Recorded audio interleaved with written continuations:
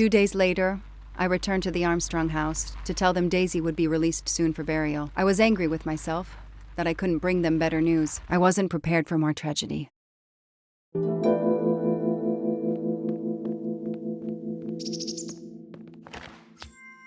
I've earned a gold mustache.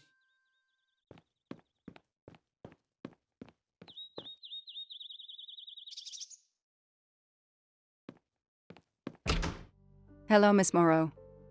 I'm here to see Colonel Armstrong. Good morning, Detective. Colonel Armstrong is upstairs. He isn't well.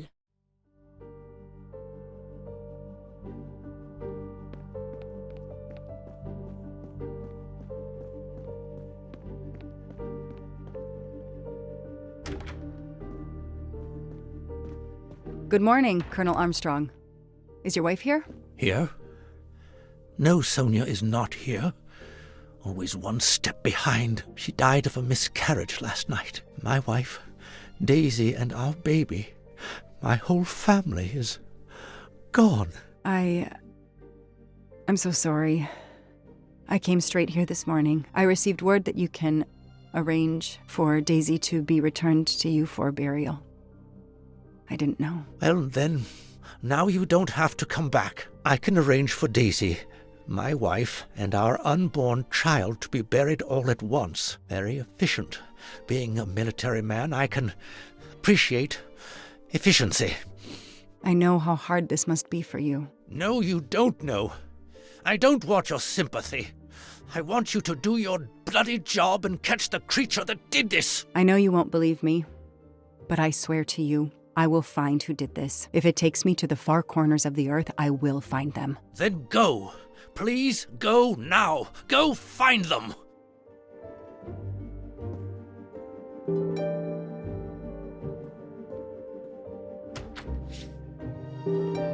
The house that once held the laughter of a child now feels so empty. I'm not giving up. I'm a part of this case, or the case is a part of me.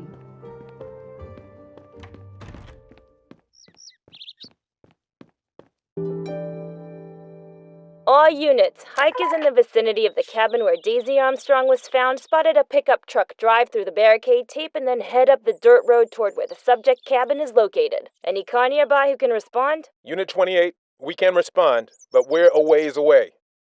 Dispatch, this is 11. I'm on it. Copy that. 11, you're good to go. Copy that.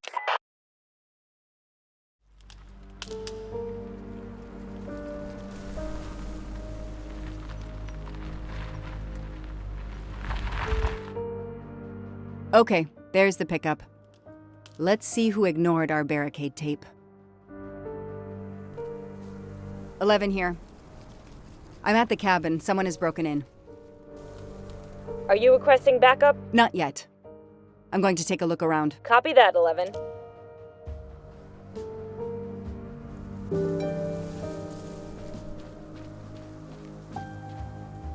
Somebody ignored the barricade tape. Footprints. A forensics evidence identification marker. Forensics had to go through this place with a fine-tooth comb. Not really my style, but I'll take it. A forensics evidence identification marker. Duct tape to silence Daisy's screams. Damn it, Daisy. I will find whoever did this to you. He's not here. 3/8/92. Oh, when the poor dear was killed.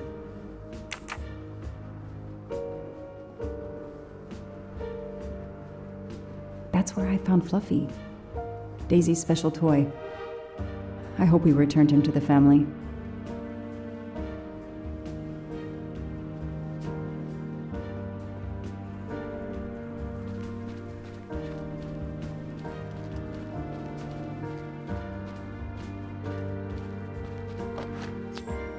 Help yourself, Joanna.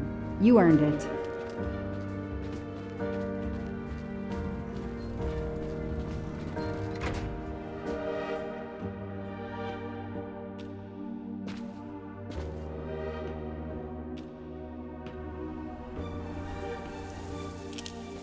Don't shoot, officer. I'm on your side. Sir, keep your hands where I can see them. Sure, no problem. Sir, this is a crime scene. Who the hell are you? I'm a reporter. Boston 6 News. You can get us on cable even here in the mountains. They haven't heard of crime scene tape in a big city like Boston? All right, that wasn't my best move. I got all excited. I didn't expect to find the place deserted. It was hard to resist. You should have tried harder. I'm placing you under arrest. You should be thanking me. Look what you apparently missed and I found. We'll get to that, but you're going to answer some questions first. I'm more used to asking questions, but fire away. Who are you exactly? I'm Michael Clark, journalist for Boston 6 News. Off camera, but someday I'm going to be anchor. You just wait. Do you have a way to prove that? My press card's in my truck. What are you doing here? You should know a crime scene is off limits. I'm investigating the Daisy Armstrong kidnapping like you. Does the pickup parked in front of the cabin belong to you? Yes, indeed, it's mine. I'll check. Show me your hands. I'm gonna cuff you. I'm sure we can work out a deal. Put your hands in front of you.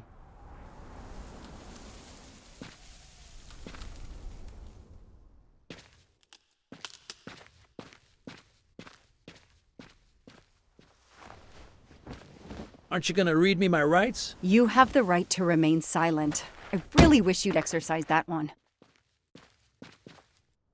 Dispatch, this is 11. I intercepted a suspicious individual at the crime scene. I'll check to determine how badly he's compromised it. Then I'm bringing him in. Copy that, Detective Locke.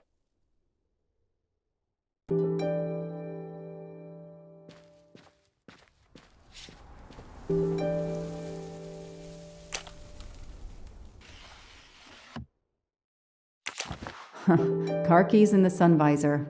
A classic hiding place. At least on TV.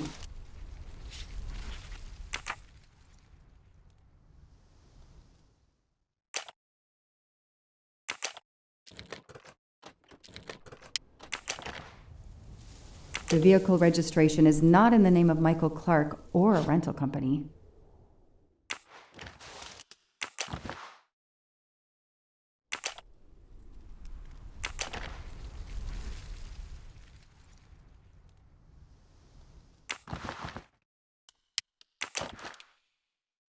Clark's driver's license seems to be in order.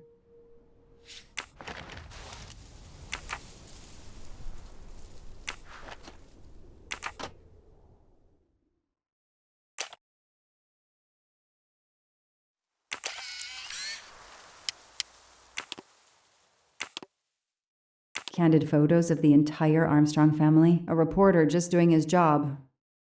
Or something else?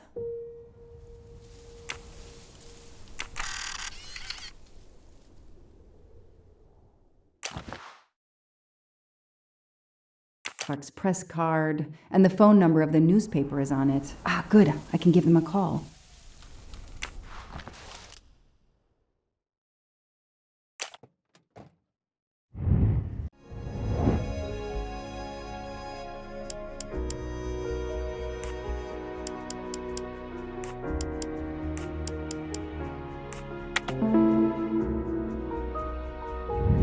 Hey, I'm a pretty good detective after all.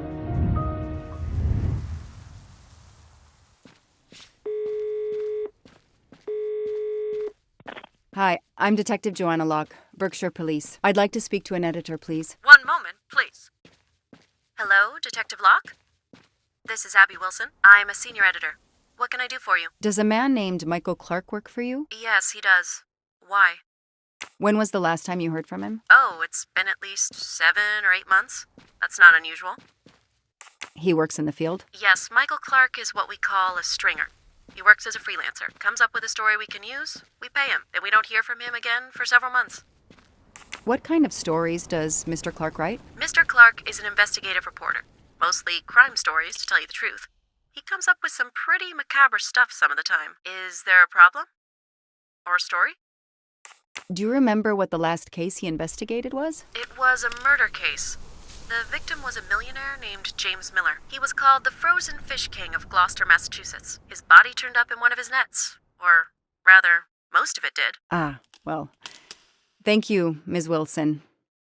You've been a great help to me. Pleasure. I hope he's not in trouble. He can be a little pushy, but he's a good guy overall. So what's he working on now, Detective? Are you sitting on a story? Thanks again.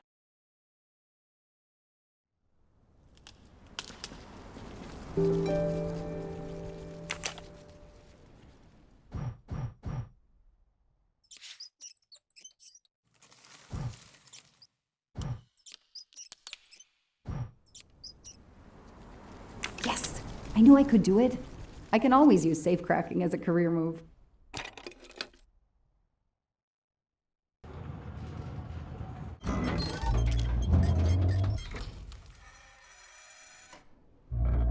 There. Now let's see what secrets you're hiding.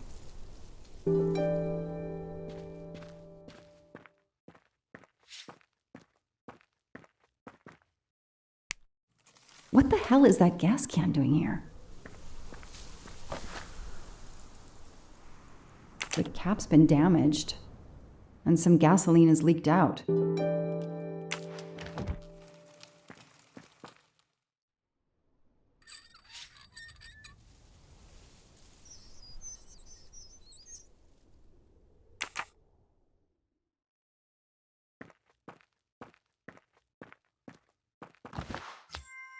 Shiny facial hair. The good news is that it's gold. This blueprint. It looks like the bomb in the cabin. The kidnapper built the bomb here.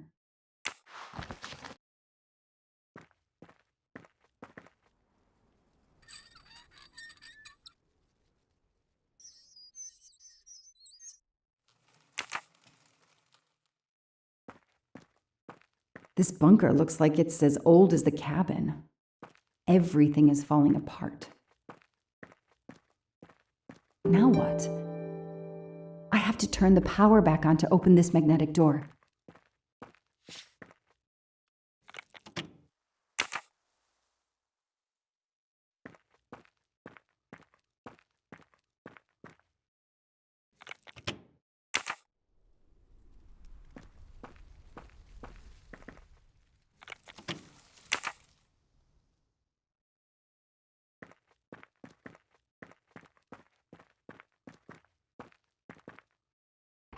Let there be light.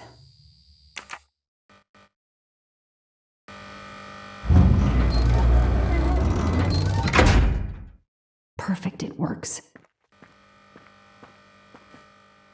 February 24th, the day of the kidnapping. They knew about the party and everything.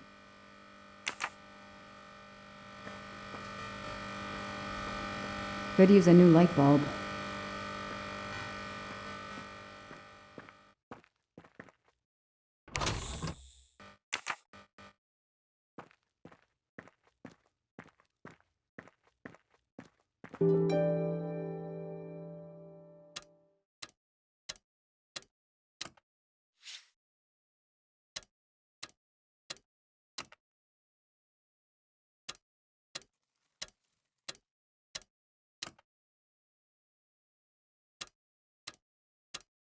Yes! I knew I could do it. I can always use safecracking as a career move.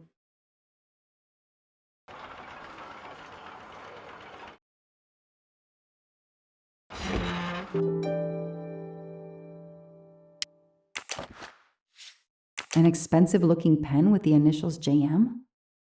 What's its story?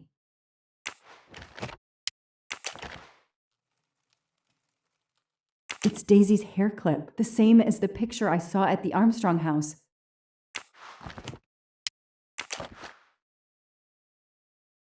That looks like a hair caught in the band around the money. Forensics will tell me for sure, but that doesn't look like Daisy's color. These get locked up again until forensics get here.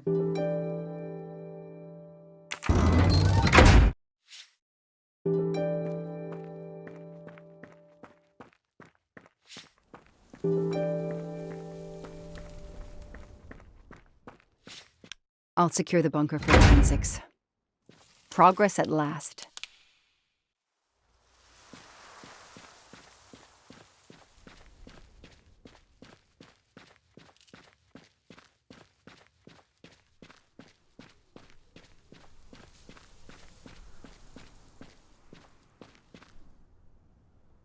The gas can I found in the bunker would match this outline perfectly. Okay, time for forensics to attack that bunker. And Clark? He's too sure of himself. I need to get him into an interrogation room and find out what really makes him tick.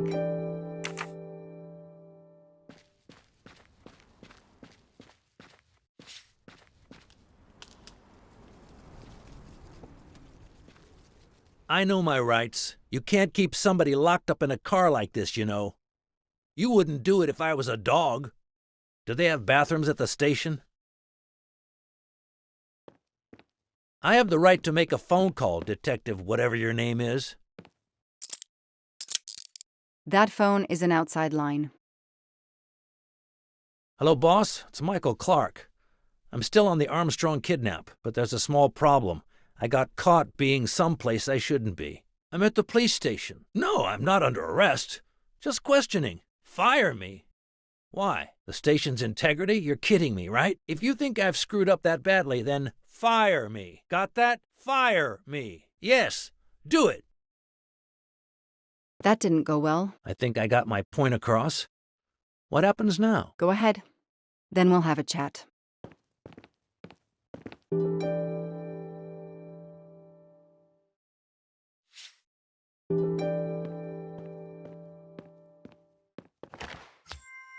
A gold mustache. Thank you very much.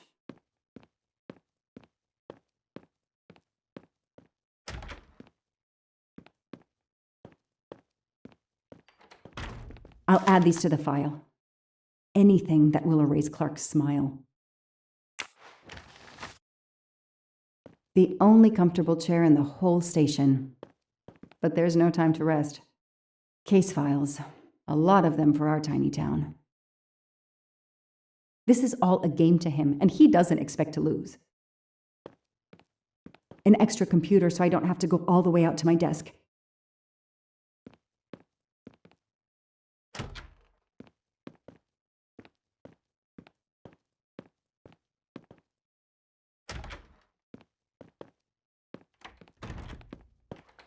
Now that we've taken your DNA, we can begin. Interview of suspect Michael Clark, 6 p.m., March 30th, 2019. This interview is being recorded. By elves behind the mirror, no doubt? You were arrested at a crime scene where you damaged police barricade tape. I'll pay for a new role. That's a Class A misdemeanor, and it carries a $500 fine. Oh, that's unfortunate. To begin with, where were you on the night Daisy Armstrong was kidnapped? I was watching TV in my motel room, but I had my police scanner on. I heard the first reports that the little girl was missing. No way the police at the scene were gonna let me get close. I set my alarm so I could get on the story first thing in the morning and tried to sleep. It was difficult. Can anybody confirm where you were? No, afraid not. I was alone and sleepless. A sad combination. And I realized a bad alibi.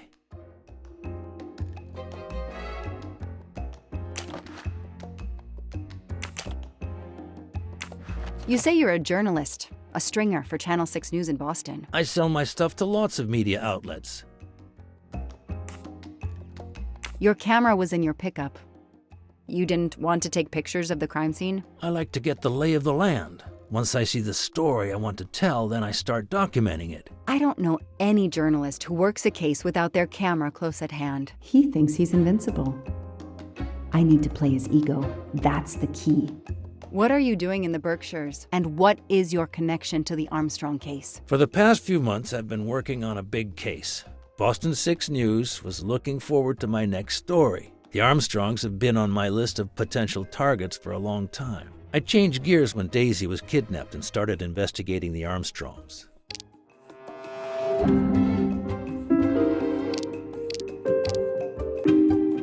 So you just stumbled on a major kidnapping story during your stay in the Berkshires? Yeah, I was researching PCBs in the river for crying out loud. Then, wow, the Armstrongs. That's not a Science Sunday report. That's a lead. Sometimes you just get lucky. Your camera in the pickup. There were photos of Daisy from before she was kidnapped. The Armstrongs are a famous family like the Kennedys or Hollywood couples. Gossip sites love them. People want to see how they live. I started out just stealing candid shots. Paparazzi live on getting that one exclusive shot. Steamy, intimate, whatever. Then when the kidnapping happened, I realized I was here first. What an opportunity, and I jumped at it. You have an answer for everything. You're not very good at this, are you? How long have you been on the job? Long enough to put you away for life, if you killed that little girl.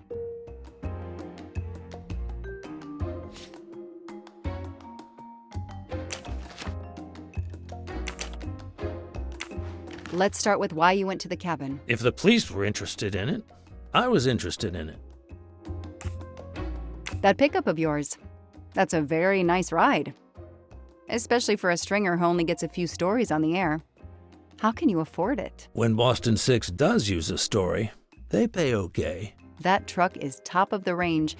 How much did it set you back? $55,000, $60,000? When I have to, I do what everybody else does. I take out a loan. How about you, detective? You got a loan on your car? He's enjoying himself. I need to throw him off balance somehow, surprise him into making an error. Explain to me again how you got to the crime scene. I listened in on the police radio frequency. Anybody can do it with a scanner. I headed for the crime scene in my trusty pickup, like I've done for years. After the forensic team left, I needed to see the crime scene for myself. I got to the bunker just before you arrived.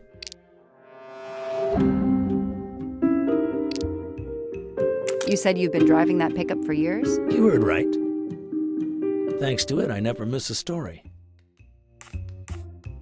You say you've been using your pickup for years, but the title certificate is not in your name. The truck belongs to somebody named Stephen Baker. Okay, I don't get why the pickup is so important to you, but I guess my ego made me say that.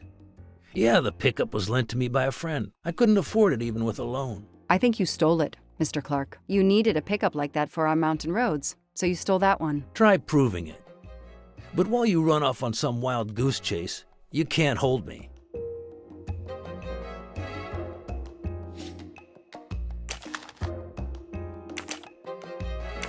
Let's move on to the gas cans and what we found in your pockets when you were brought in here today. That sounds exciting. In addition to the gasoline in the back of your pickup and another in the bunker, you had a lighter and gloves in your pockets. You were going to set fire to the bunker and every scrap of evidence inside. Where to begin? I'm sorry to disappoint you, but I wasn't planning to use these things to destroy the crime scene. I've been around crime scenes my entire career. I brought the gloves so as not to contaminate it with my fingerprints. The gas can in the back of my pickup, I use it to put gas in the truck. Gas stations are few and far between in your mountains. I didn't know there was a gas can in the bunker. If that's true, I did you a favor. My arrival obviously scared off somebody planning to burn everything. Do you also have an excuse for your lighter? The lighter? I'm trying to quit smoking. I use the lighter as a reminder not to start again. I know that Clark is lying. I need to reconstruct the whole sequence of events in order to understand what happened.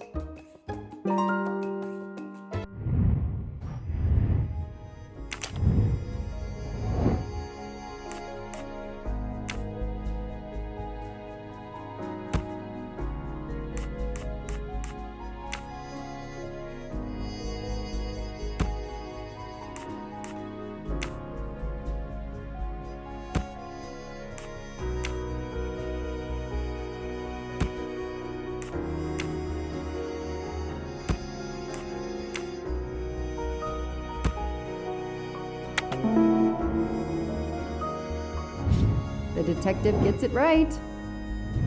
I'll tell you what really happened. You waited until forensics left and arrived in your probably stolen pickup. You grabbed a can of gasoline from your truck. You then went into the cabin to check if Daisy had been found. You then went straight to the bunker to see if it had been discovered, planning to set it on fire and destroy all the evidence inside. Before you could start the fire, you heard me arrive. So you hastily left your gas can and closed the hatch. You didn't think I could open the bunker. If I hadn't found you, I expect you would have burned down the cabin too. I'm not gonna make fun of you, detective, or how you handled my interrogation. You're obviously very new at this. I swear I'm telling the truth. I didn't know the bunker was there until the moment you showed up. I seem to have trumped your entire police force. When I get the DNA results from the bunker, we'll continue this conversation. You have no concrete evidence against me whatsoever. The lab results will be in soon. You won't get away with this. See that call? That's your arrest warrant and a one-way ticket to prison. I'll be right back.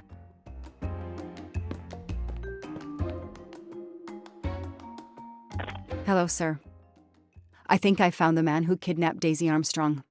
I'm interrogating him now. Hold on, Detective Locke. I have some bad news. Someone set fire to the cabin in the bunker. The fire department is on the scene, but they say it's too late. That's impossible. My suspect has been in the interrogation room with me all evening. We can't hold him. Suzanne Moreau. Her fingerprints are on the wine bottle found in the cabin.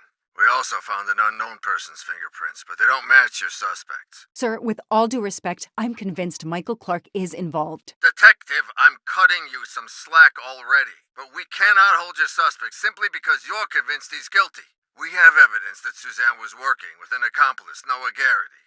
I order you to release the reporter and arrest this Moreau. Let me just check my last lead. The DNA analysis of the hair found in the bunker safe. The results just came in. I know how hard this is. Okay.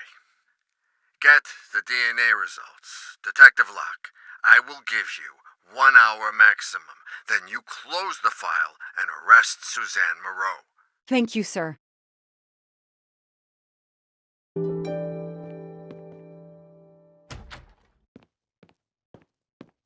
Who did you call earlier? An editor from the Boston 6 News. An editor you repeatedly said should fire you. That was your accomplice, wasn't it? You were telling him to start the fire. An accomplice? I know it was Noah you called. I'm saying nothing more without the presence of my lawyer. Stay right where you are. I'm not done with you yet. Wow. Do I hear grounds for a lawsuit? Some poor, innocent woman is being accused instead of you. You set her up, didn't you? You have to let me go, Detective. All I need is one more phone call to the lab. I know it's you, and I'm going to prove it. Hello, this is Joanna Locke. I need the results of the DNA test I asked you for. Hi, Detective. Sorry, we only have the DNA sequence. We haven't had time to compare it with the suspects yet. It'll take 7 more hours. I'm sorry, but you are not the only one on the waiting list. Send your analysis to my computer in the office. I'll do the comparison myself. I need authorization. I have a murderer who is going to walk free unless I get those results now. Fine, we'll send it to you right away, but I'll have to log this. It's my last chance.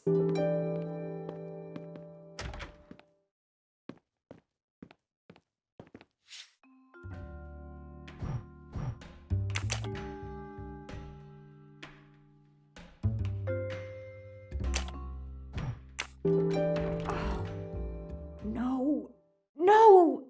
Suzanne? I don't understand. I was sure it would be Clark's hair. I'll have to let him go.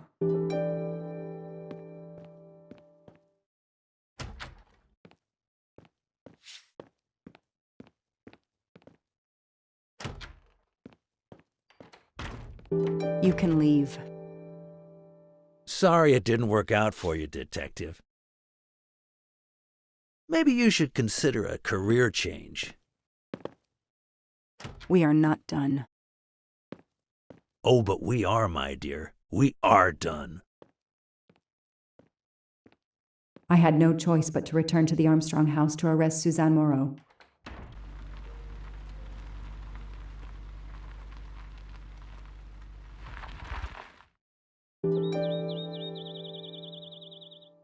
The arrest warrant for Suzanne Moreau.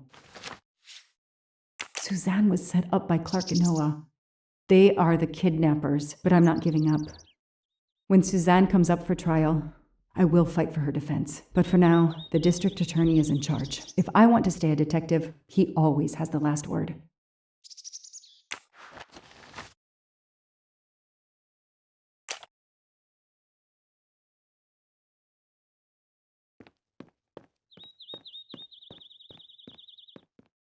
The door is wide open.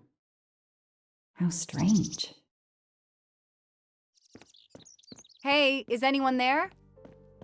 Miss Moreau? Miss Moreau? This is Detective Locke.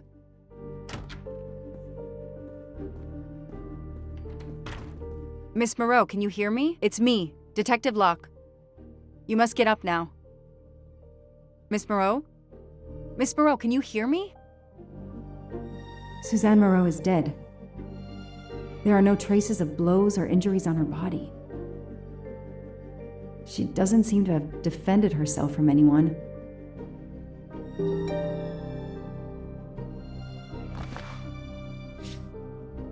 It appears Suzanne killed herself by ingesting all these drugs.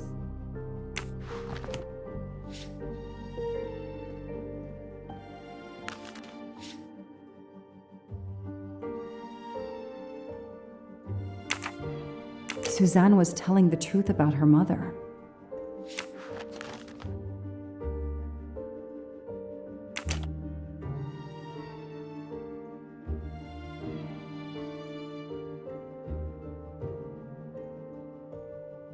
She must have realized at last how she'd been used. The death of her mother would have been an additional shock, and the self-righteous court of social media was as quick as usual to try and convict her.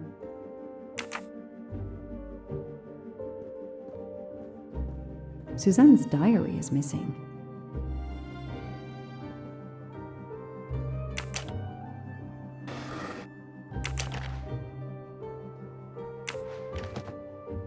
The glasses are missing.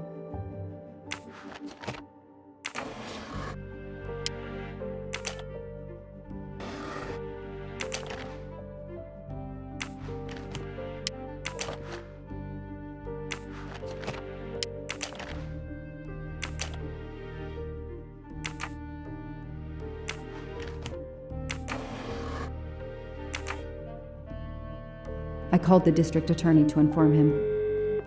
This is Detective Locke, sir. I'm at the Armstrong house. Have you arrested Suzanne Moreau? She's dead, sir. Apparent suicide, but I need a forensics team. She killed herself out of remorse for her part in the crime. We don't know that yet. I'm calling forensics now, but I wanted you to know. What a mess. Stay on site until forensics arrive. Yes, sir. Standing by. The investigation was officially closed. I was certain that she was innocent, and Clark had been responsible for 4 deaths and then vanished into thin air. With $1 million. Dollars marked, though, and not easily spent. I didn't care if the case was officially closed. I swore, Mr. Poirot, whatever it took, I would hunt him down.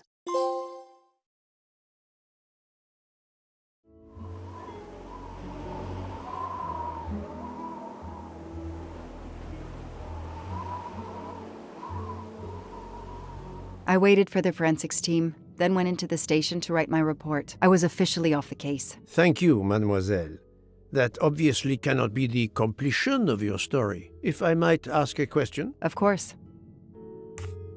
Michael Clark, the reporter, he was Ratchet? Absolutely. I was the only law enforcement official to question Clark. I knew this wasn't his first kidnapping. You looked for similar cases. What do you Americans call the MMOs? Means, motive, and opportunity. Yes, I looked for someone in plain sight. Someone on the edge of a kidnapping case. Someone in plain view, keeping track of the investigations. An innocent witness, a concerned neighbor, even another reporter. And eventually you found a name behind an alias. Yes, I found a name. Cassetti, the real name. The real name of the man you call Ratchet is Cassetti. This explains much, mademoiselle, but not all. It explains why she is our number one suspect. But not how she came to be on this train. Attends, she has grown pale. I don't know what's wrong with me. Excuse me, Mr. Poirot. I don't feel very well. You are exhausted and still feeling the effects of the drug. Stay with us, mademoiselle. One more effort. I need to know your recent movements. I snuck aboard the train. This I observed. You came directly to this room? Yes, and other than a couple of careful trips to the ladies yesterday, I never left this room. I didn't want to be spotted by Ratchet. Yesterday, I chatted with my roommate, Miss Schmidt, I think, here in our room. She brought me some dinner. I got very sleepy and nodded off. And now she nods off again. Is this a joke? She must be faking so we can't interrogate her further, Poirot. No, Book. She really seems to have fallen asleep again. It is my fault. She must have been given a dangerous dose of sleeping pills last night. The effects should wear off soon, I hope, but I am afraid asking her to tell us her story was too much for her. Pinch her, Poirot. She's faking. Her eyes are dilated. She is not faking, and there will be no pinching. Dr. Constantine, please stay with her. Monsieur Bouc, ask the other passengers to gather in the dining car. There are still many questions I need to ask. But all of them together? Won't someone overhear you questioning the others? I will speak softly because I am trained to do so. They will speak softly because they want to. Very well. I will do as you say.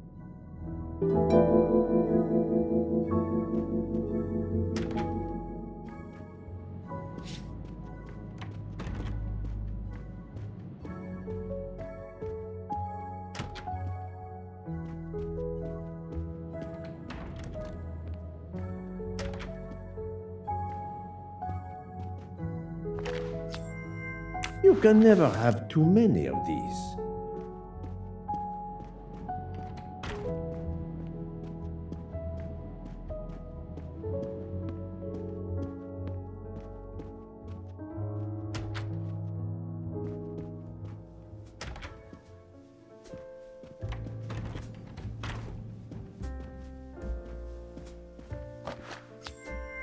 Another golden moustache to treasure.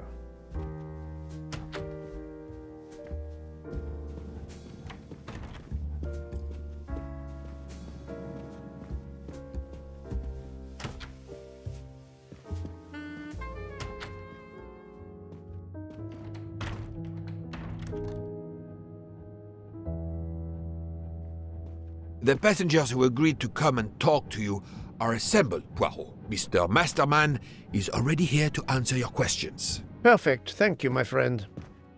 Sit down, Monsieur Masterman, please. Thank you.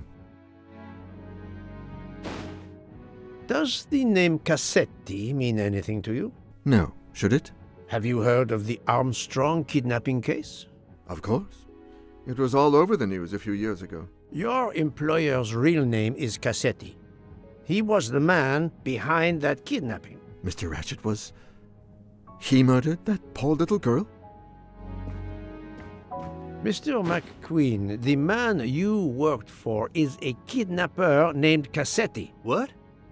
What kidnapping? He murdered his victim, a child named Daisy Armstrong. The Armstrong kidnapping? You had no idea of Monsieur Ratchet's real name? Damn skunk! Why are you so upset? My father was the district attorney who handled the case, Mr. Poirot. I saw Mrs. Armstrong more than once. She was a lovely woman, so gentle and heartbroken. If ever a man deserved what he got, Ratchet, or Cassetti, is the man. He didn't deserve to live. Madame Olson, have you heard of the Daisy Armstrong case? No, I've never heard of it. It was only 2 years ago. It was famous. Maybe so, but it was not famous in Spain, where I have been helping the refugees from Africa. You've never heard the name Daisy Armstrong? No, never. Daisy Armstrong? No. No. No! No. Yes.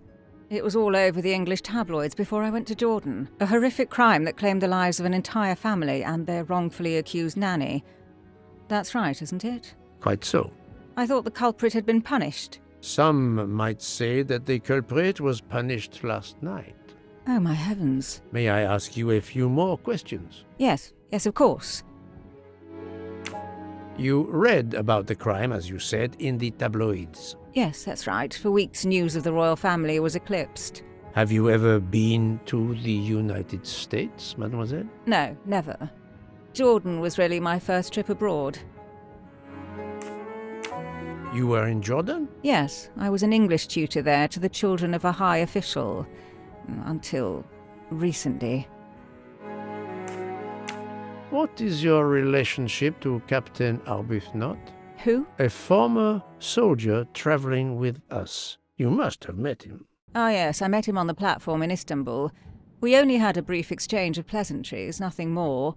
British Reserve and all that. Ah, the British Reserve. Yes, with this I am familiar.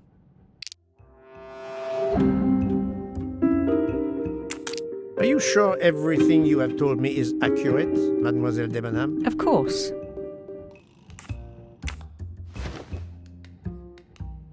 Mademoiselle, I know that you met Captain Arbuthnot at the Tocatlion Hotel. You were spying on me. I am very attentive to my surroundings. It helps in my profession. Well, it's your word against mine. I had occasion to be of some assistance in recovering Captain Arbuthnot's train ticket. While searching his room, I also discovered one of your earrings. Whatever your relationship may be to the good captain, I doubt it has anything to do with British Reserve. You will not tell me your secret, mademoiselle? I can't. I don't know what you mean. Poirot, Miss Debenham's got nothing to do with this business. Nothing. Do you hear?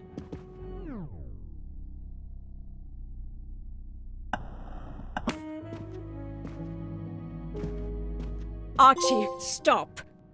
Captain, no! This behavior is unworthy of an officer and a gentleman. Leave her alone! Have you no honor? Archie, we should go. Captain Arbuthnot, I am certain you are a brave soldier, but you are a poor actor. The truth is that your relationship with Miss Debenham is beyond doubt, Captain. Your reaction was apparently that of a man trying to protect the woman he loves. I might understand that if your relationship were some cleverly disguised secret, but it is not. You make puppy dog eyes at one another at every opportunity. You cannot hide your love. Everybody knows. I advise you to stop with your accusations, Mr. Poirot. I'm going to escort Miss Debenham back to her compartment. Make of that what you will. The captain and Mademoiselle Debenham are obviously adamant about not revealing their relationship, but this scene convinced me there is more that is not so obvious. This murder has everyone on edge. In my 25-year career, I have never seen such madness aboard the Orient Express. I understand, my friend. The more we learn, the more perplexing this train ride becomes. But we have other clues to pursue. What do you have in mind? The broken watch on Monsieur Ratchet's wrist, for example, and the handkerchief found near the body. Who does that belong to? This little drama we have just witnessed has not put you off the scent. Far from it, my friend. Will you return to your watch over Mademoiselle Locke? Yes, I will. Dr. Constantine can probably use a break. Good. Au revoir, Poirot.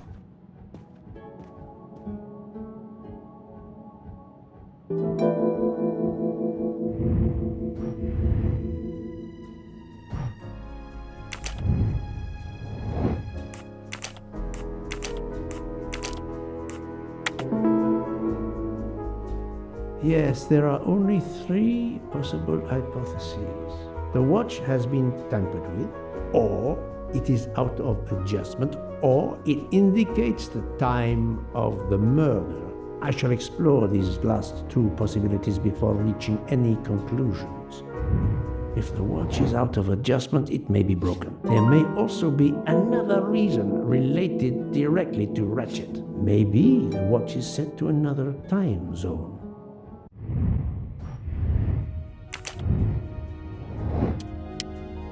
The watch was not defective because the second hand is still moving.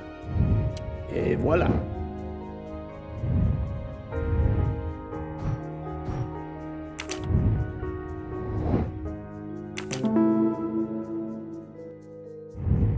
That was easy.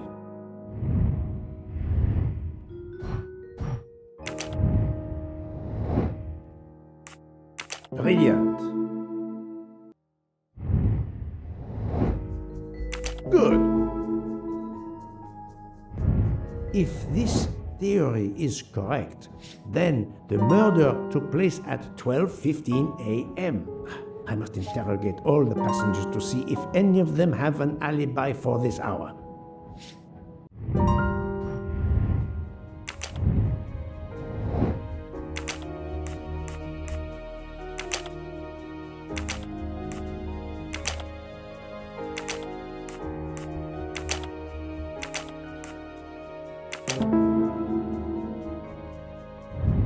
Et voilà.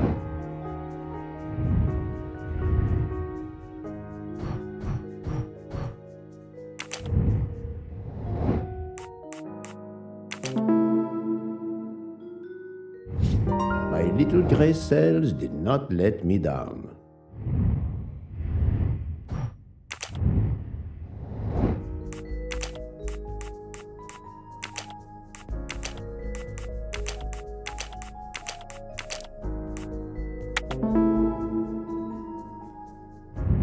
I'm right again. That happens to me a lot.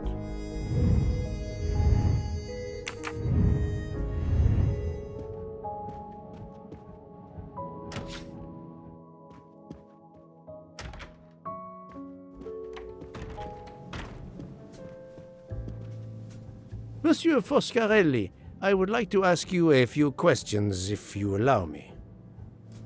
Ah, Signore Poirot, is it? I was wondering when you'd get around to me. Unfortunately, you find me on a mission of mercy. Hello, Monsieur Poirot. Sorry, we have a small problem. The orange juicer has broken down and I can't fix it. Mr. Foscarelli has kindly offered to help me. It isn't a car engine, but I am doing my best. Even with the two of us, we can't manage. Let me guess. You call upon Poirot to help. I'd be happy to answer your questions when we finished.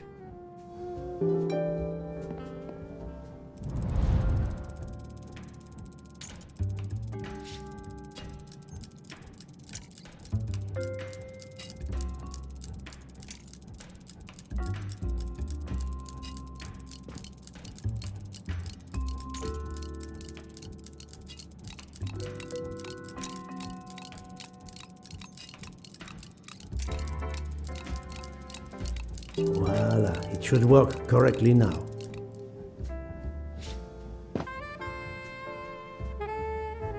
Bravo! I should stick to automobiles. Well, now we can talk calmly. Monsieur Foscarelli, is it? Antonio Foscarelli, delighted, Monsieur Poirot. You have, of course, heard about Ratchet's murder last night. Oh, naturally. It is all anyone is talking about. Have you ever been to the United States? Yes, it has been a primary market for our cars for the last 10 years. You remember the Armstrong case? Armstrong? The name, yes? It was a little girl, a baby, was it not? Yes, a very tragic affair. Did you know that Cassetti, the kidnapper, was actually Ratchet? Oh, no. Then he deserved to die. I mean, wouldn't you agree?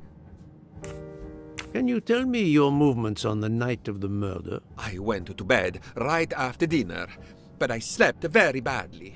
My roommate, Mr. Masterman, had a toothache. Oh, he moaned all night. It woke me up several times. Did you hear anything or notice anything unusual? No, nothing that I can think of. I stayed in my bed all night. Well, thank you, Mr. Foscarelli. I'm sorry I couldn't help more, Signore.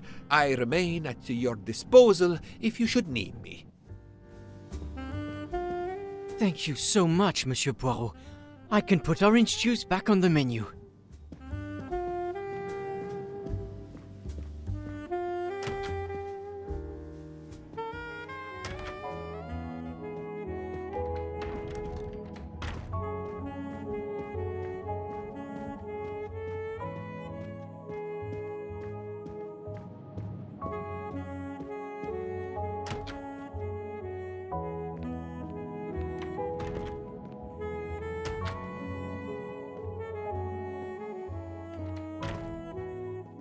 Sorry to bother you, Monsieur Mori. I have a question to ask you. Please make it quick. I have a meal to prepare. This handkerchief embroidered with an H, is it yours? No, I've never seen it before. Thank you. That is all I wanted to know. I hope your investigation won't interfere with today's menu.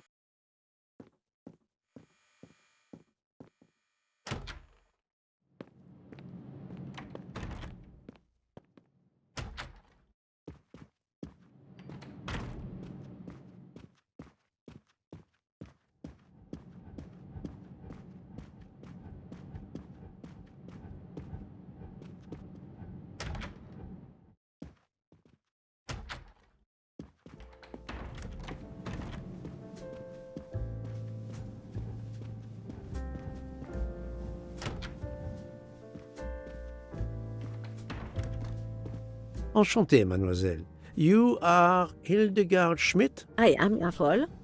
And you, I know, are Herr Poirot. Correct.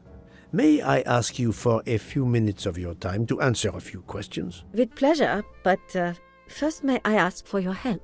Why does this not surprise me? I don't know. I am at your service, Fraulein. My mistress, Princess Dragomirov, has asked me to open this traditional Matryoshka doll.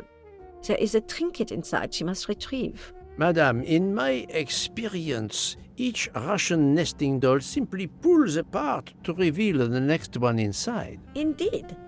Yet try it for yourself. As you wish. Ah, you are a gentleman.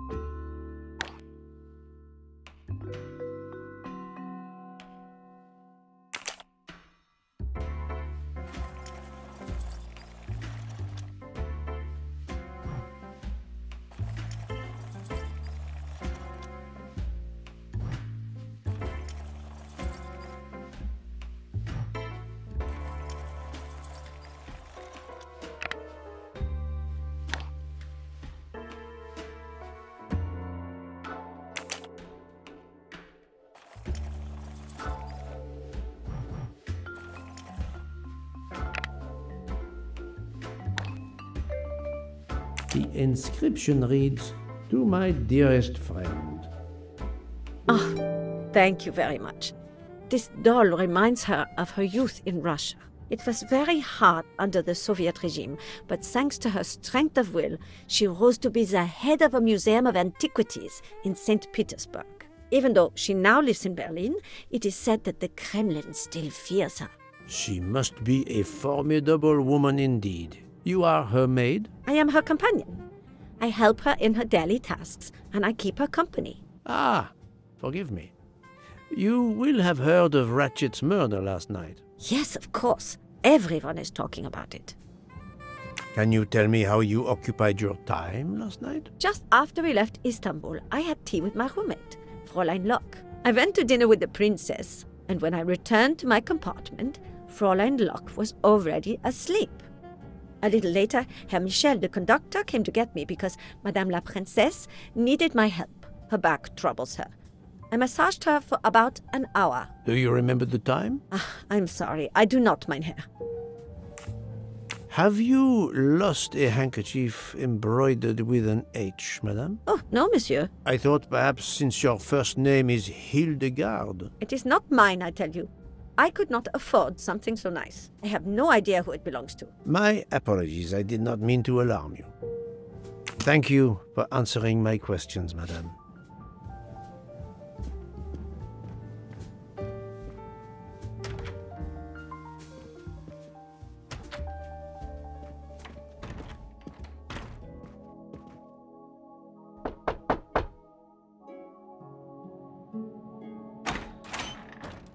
Monsieur, I am Hercule. I know who you are, Monsieur Poirot. What do you want? Answers to a simple question or two. All right, but quickly. My wife is quite ill. I would like to stay by her side. I promise. First of all, I imagine you know about the murder. Of course. The Countess is terribly distressed. Your full name? Rudolf Adreni. Your home is? Budapest. And how do you come to be aboard the Orient Express? I am a Hungarian diplomat. My family has represented our homeland since the revolution from the Soviet Union in 1956. I was on my country's business in Istanbul. Business which I cannot discuss. And your wife often accompanies you on your diplomatic missions? Yes, and why not? Was there anything else you wanted to know?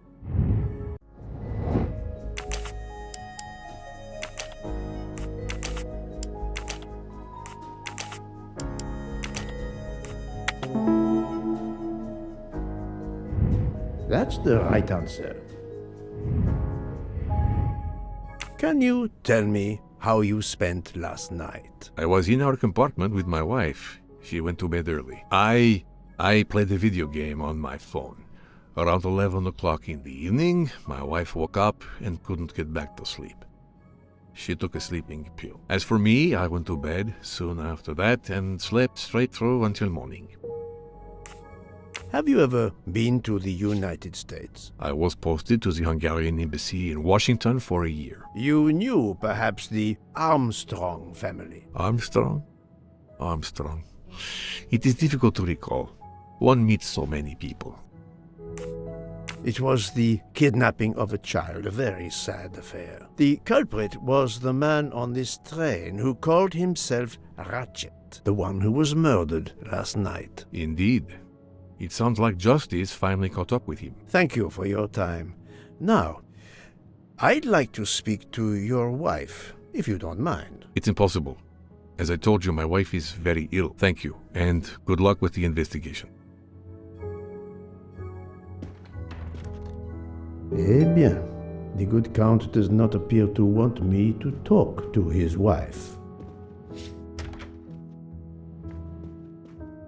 Madame Hubbard, may I ask you a question or two? It won't take long. Anything I can do to help? Have you misplaced a handkerchief recently? No, I don't think so. Why? We found a handkerchief embroidered with the letter H, so I thought it might have been yours. I'm sorry, but it's not. It may belong to Miss Schmidt, Princess Dragomirov's lady's maid. I believe her first name is Hildegard. It is a possibility. Anyone could be lying, of course. I thank you, madame.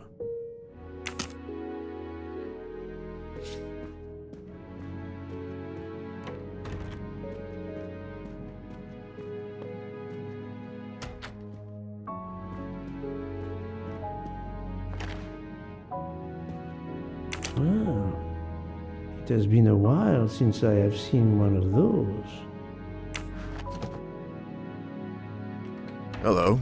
Can I do something for you? Hello, Monsieur Hardman, I believe. You have heard of the murder? Cyrus Hardman. Yes, and the fact that there's been a murder is all over the train.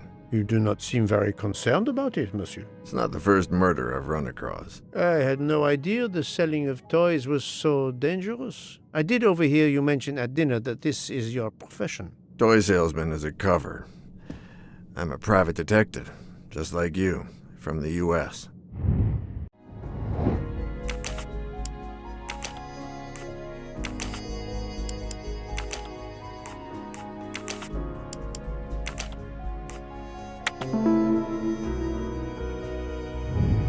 That was easy. I did not expect to find another detective on this train. I just finished a job in Istanbul when I received an email from Ratchet. He hired me to protect him. Something you failed to do. I'm not happy about that. He'd received some threatening letters. I was supposed to watch his back, and yeah, something I failed to do. But he seemed to think he was in more danger when he left the train. He was traveling to Paris? I assume so, but I'm not entirely sure. Can anyone on this train confirm your identity? Yeah, that McQueen kid, Ratchet's secretary. Were you on duty last night? You bet. I kept my door open a crack and I watched all night. No one entered that car who didn't belong there. Did you see anything in particular? The conductor, Michelle. He was there most of the time, too, except for 15 minutes or so after we left Vinkovsky. He must have answered a call from Ratchet's room. Then he was absent again for a while around 1 a.m. After that, he didn't move until 5. Monsieur Hardman, have you heard of the Armstrong case? Armstrong? The kidnapping 3 or 4 years ago? Who hasn't? Why? Ratchet's real name was Cassetti. I have reason to believe he was the kidnapper. What? He killed that little girl? No, I didn't know. If I had known, I wouldn't have taken the job. Do you have any idea who was behind the threatening letters? I don't know his name, but Ratchet told me he was a small man. Dark hair, with a womanish kind of voice. Oh, thank you for your help.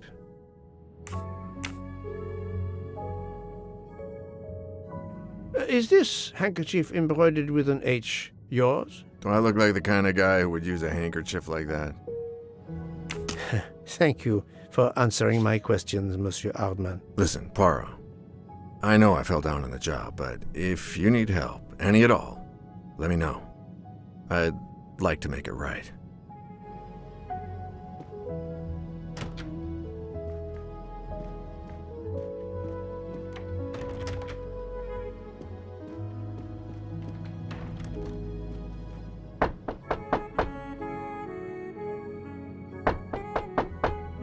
I am not prepared to receive anyone. Come back later. Very well, madam. I'll come back later. But you will need to speak to me.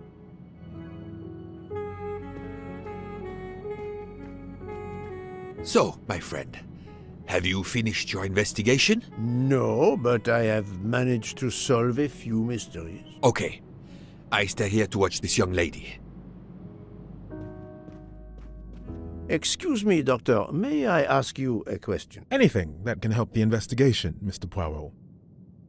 I wanted to know what your first name is, Doctor. My name is Robert. Why? To find out if the handkerchief embroidered with an H could have been yours. I'm a doctor, Mr. Poirot. Cloth handkerchiefs are a playground for viruses. I would not touch one.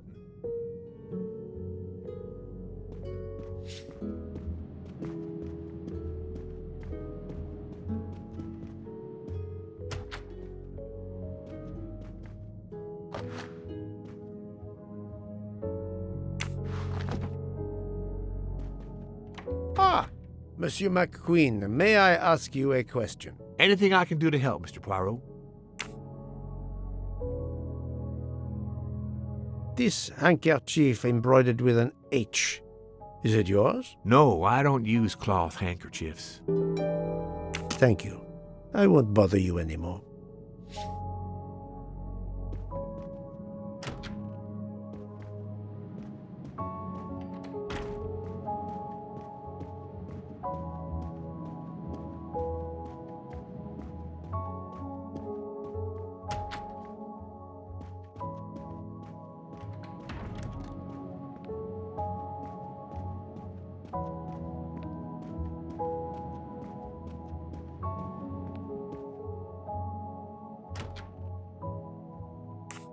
Monsieur, if I am to catch this murderer, I will need your help. My help?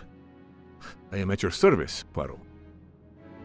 You are obviously a devoted husband, Count Andreni. My wife means the world to me. There were questions in Budapest about a Hungarian diplomat marrying an American woman. It did not deter you. I would have given up my position for her. I would think it is universal. Are you married, Mr. Poirot? No. I fear marriage is not for me. But her condition, is it very grave? She is suffering a bout of vertigo. You understand? The room spins. I think Dr. Constantine could help your wife. There is a doctor on this train? I did not know. Where is this doctor? I think Dr. Constantine is in the lounge car. If not, perhaps the conductor can tell you where he is. Very well, I will find him. Thank you very much.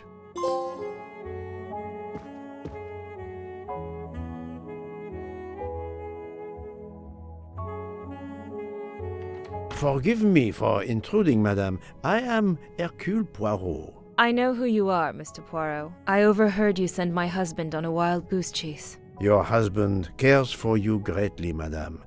I apologize for exploiting that fact. But the situation is urgent, and I need to ask you a few questions. Apology accepted. I realize you must speak to everyone. This horrendous murder. It's very upsetting. That is a beautiful music box. Please don't touch the music box. It's a fragile family heirloom. Your accent, is it American? Boston, perhaps? You have a good ear, Mr. Poirot. Yes. Born and raised in what we call the Back Bay. Are you in the diplomatic service like your husband? No, not officially. I was still in college when I met Rudy 2 years ago. I keep myself busy handling his scheduling, travel, appointments. Ah, what is the saying? Behind every great man there is a great woman. That was the saying. Today one might reverse the sentiment as well, don't you think? Of course, I stand corrected.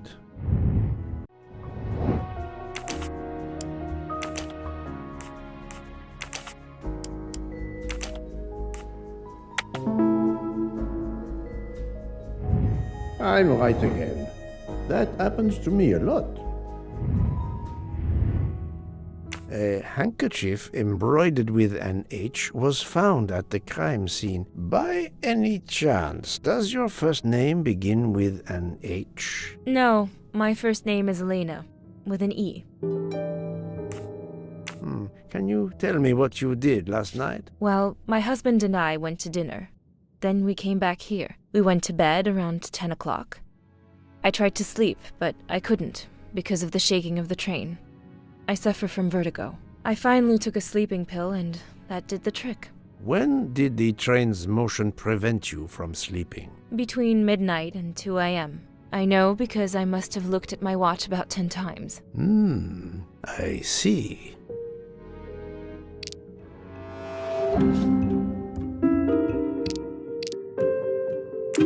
Calm now, Countess. You are not telling me the truth. Why do you say that? The train stopped at 12:30 a.m. due to snow, so there was no shaking of the train. But you told me that it was the shaking that prevented you from sleeping. I don't know, you're confusing me. My vertigo. Madame, a man died last night. You can't talk nonsense just because you're sick. You are hiding something from me. How dare you? I didn't do anything wrong. I'm going to find my husband.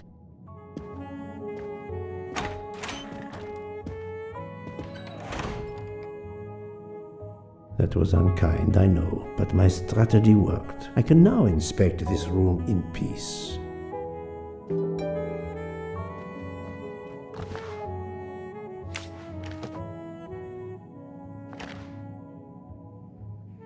These must be the sleeping pills that Countess Andreni took last night.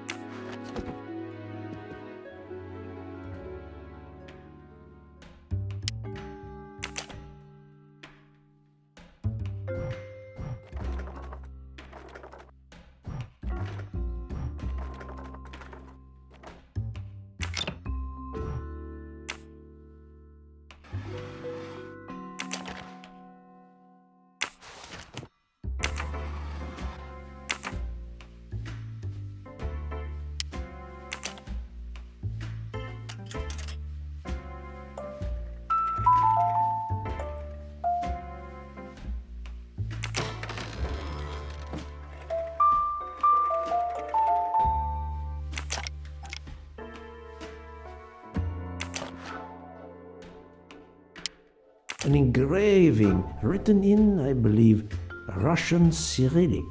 It looks like a first name. It's Countess Andreni with an older girl. For my beautiful young ladies, Helena and Sonia. Helena with an H. Poirot! Have you no shame? Monsieur, I am afraid shame is not a very helpful emotion for a detective trying to get at the truth. What are you doing in our compartment? I am investigating a murder, Count Andreni. My wife is ill. My apologies, monsieur, but your wife seemed in perfect health when she left the room to find you. I do apologize, but I needed to search your compartment. You will regret this, Poirot. Please, Count. You aren't going to challenge me to a duel, are you? Countess, I'm afraid I took the liberty of inspecting your little music box. How dare you? The message in the medallion was addressed to you and Sonia. Sonia Armstrong, your older sister, the mother of Daisy, the murdered child. I am a Hungarian diplomat. You have no official standing here. You have no right to search. No, Rudolph. Let me speak. It's useless to deny what this gentleman says. I am Helena Goldenberg, the sister of Sonia Armstrong, and Daisy was my niece. The music box is a gift from my sister's godmother, a very close friend to my mother. We hid the truth from you when we learned that the man killed last night was the person who destroyed my family. I panicked. I didn't want to be accused. That is also why you lied about the H in your first name? Exactly. Your ferreting about looking for the H is obviously part of your investigation. If I found a handkerchief in Monsieur Ratchet's room embroidered with an H, I might suspect you had been there. A handkerchief? I don't have any handkerchiefs embroidered with my initial. To be honest, that sounds awfully old-fashioned to me. I give you my word of honor that last night, Helena never left her compartment. My wife is telling you the truth, Poirot. I hope so. I'll let you rest. The matter of the H on the handkerchief still needs clearing up. But first I should check the inscription on the back of the medallion.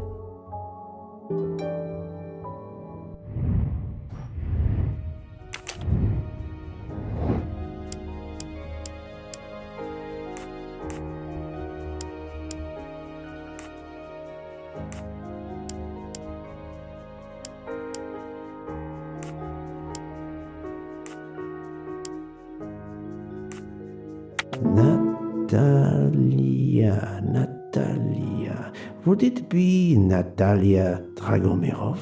She is the only Russian passenger on the train. In addition, her first name begins with an H in Cyrillic.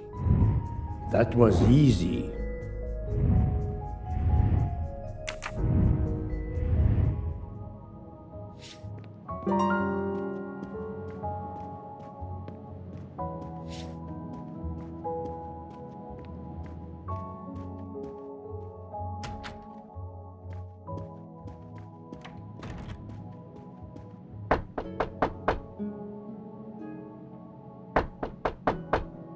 I am not prepared to receive anyone.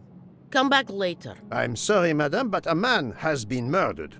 I must ask you a few questions. You must have misunderstood me. I cannot speak to you just now. Madame, I know that Sonia Armstrong is your goddaughter. Come in, please. Please forgive my intrusion, madame, but I really must ask you some questions. Then ask. I'll answer if it pleases me.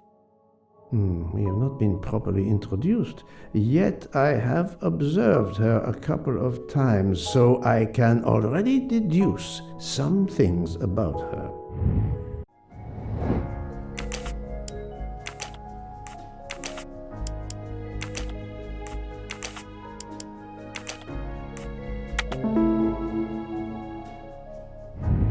Et voilà.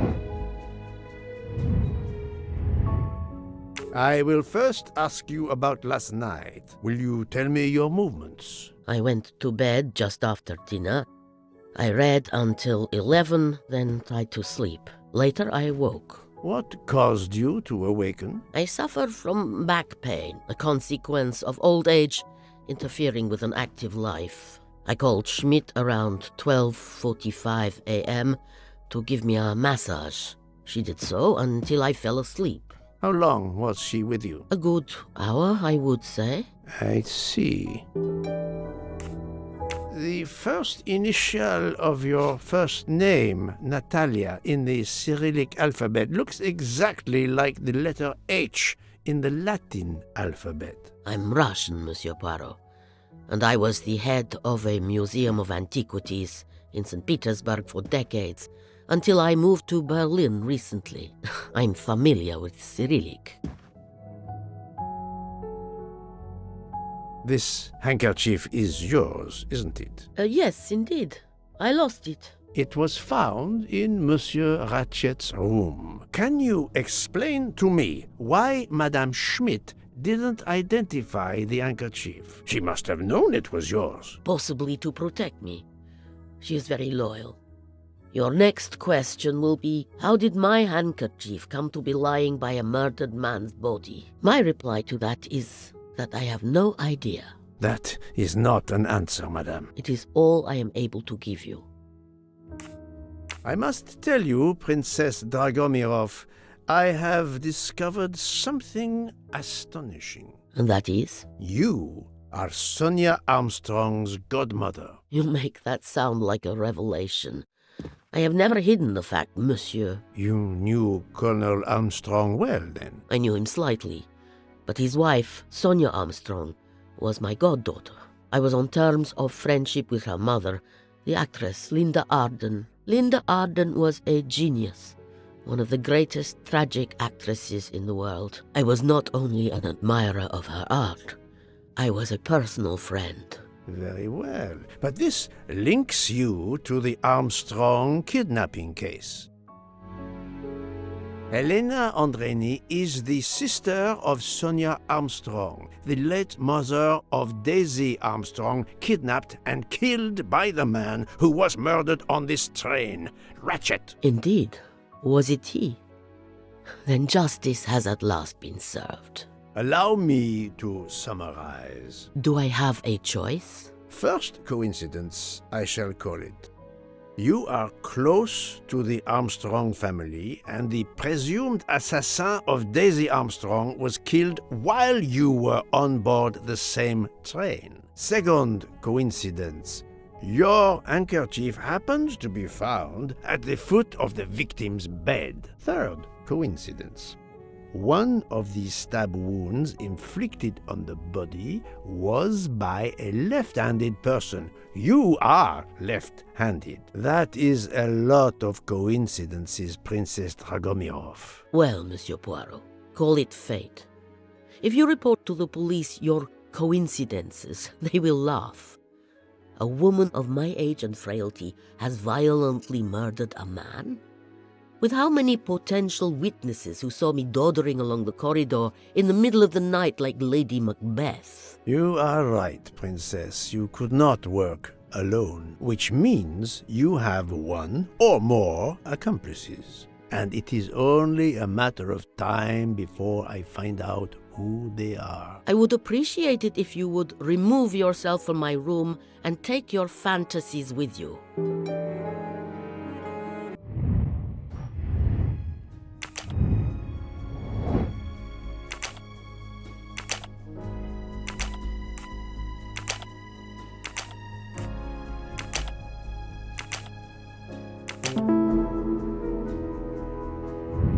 That's the right answer.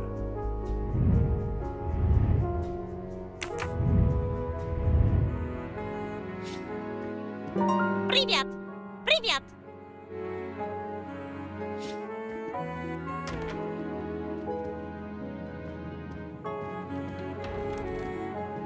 Oh, Poirot, you're there. She hasn't moved, but she seems to be waking up little by little. What about you? Your investigation progresses? I find myself helping everyone with their problems before they can help me with mine. I have shifted boxes, helped with hangovers, repaired an orange juicer, unlocked some Russian dolls, all so my investigation can proceed.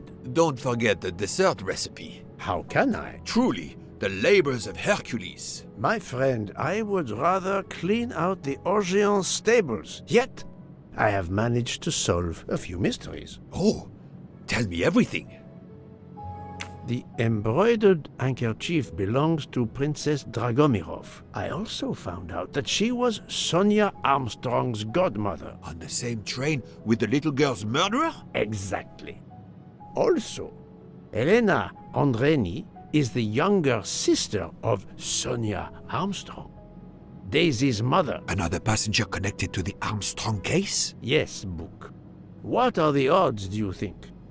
But I cannot see either woman stabbing Ratchet over and over again in a frenzy. And they apparently have alibis.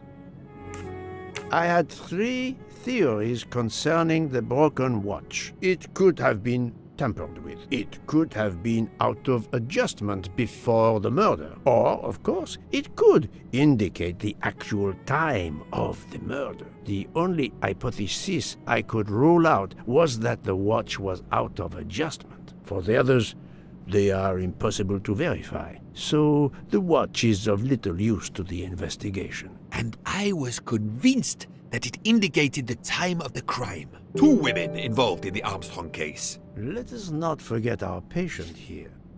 There are 3 women. Look, she seems to be waking up.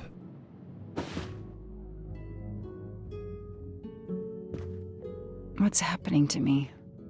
Did I fall asleep again? Indeed, Mademoiselle Locke. Did you take any medication? Sleeping pills, for example? No, I never use sleeping pills. I inspected your cup. You can clearly see that there is a residue of something at the bottom. I'm sure a lab test would confirm you were drugged. Most likely an overdose. That would explain your battle to shake off the effects. You think Fräulein Schmidt did it? She certainly had the most opportunity, but why would she? But no one knew who I was. It's impossible that someone deliberately targeted me.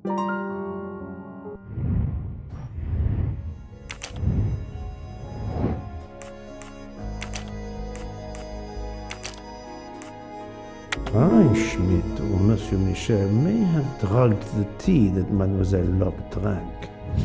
Fräulein Schmidt or Pierre Michel could have drugged your tea. They are really the only 2 people on this train who could have done it. But why would either one do it? Mr. Poirot, I'm feeling much better. I'd like to bring you up to date to why I ended up on this train. If you are able, I would very much like you to finish your story. Very well then. After the Daisy Armstrong case was officially closed, I put out a standing request to the police departments in the Boston area for anything on Michael Clark. But he didn't turn up on their radar. I even set up an anonymous tip line for news about Clark. That's how I met Braid, a sketchy contact on the dark web, but they found nothing I could use.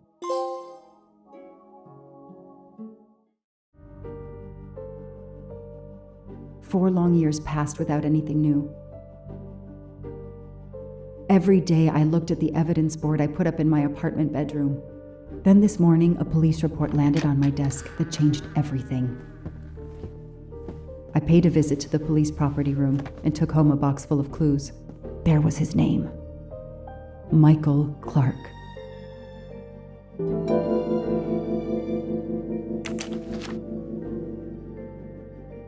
A bill from the power company with, I'm sure, plenty of excuses why my rates keep going up. Travel. For the discriminating traveler. Also for the overworked detective who never seems to have time for a vacation. Well, I can dream, can't I?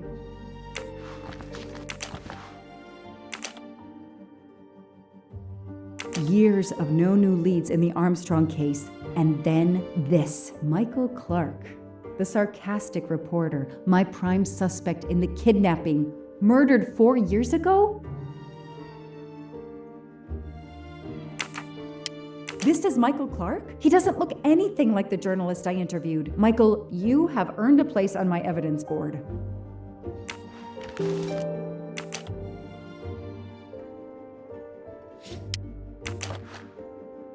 Fluffy. Daisy's plush toy.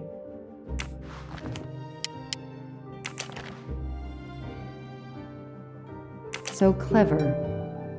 All that evidence, and yet no DNA found.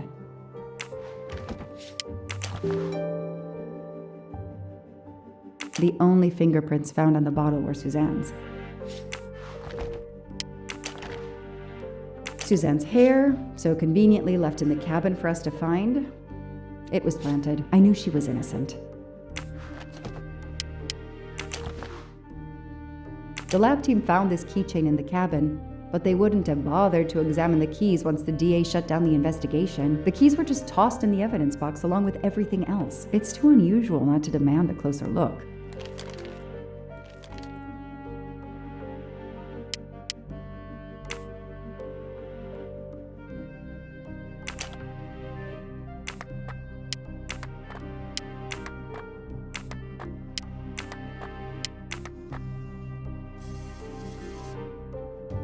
What do they call this? Brass knuckles? Knuckle dusters? Illegal in Massachusetts. Possession alone can lead to serious jail time.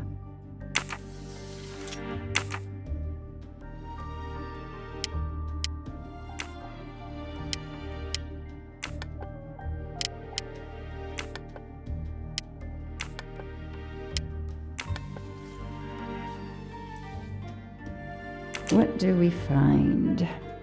A capsule and a smell. Bitter almonds. Cyanide.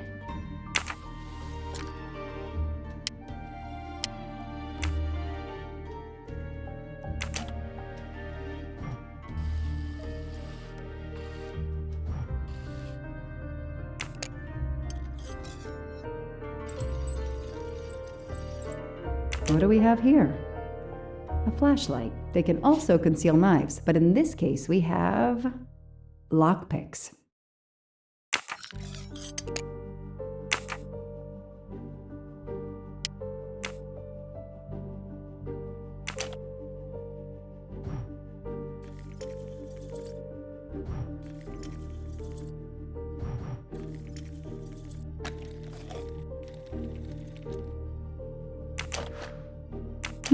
A USB key.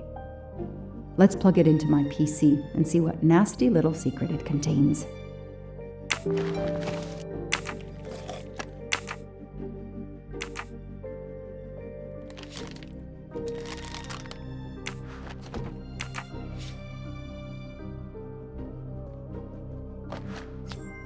I've earned a gold mustache.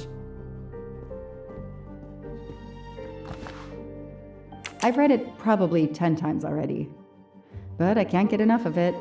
Don't know why. Maybe because it helps me sleep?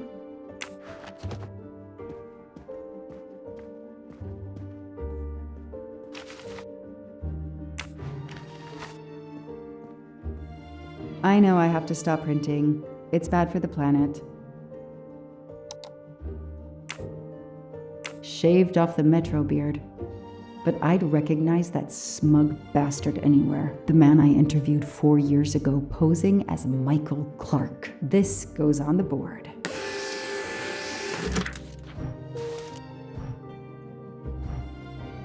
Maybe they needed to show the ransom to someone, to check if the serial numbers were still on record. I'll print them, and on the wall they go. Absolutely nothing on this Cassetti. His driver's license is almost surely a fake.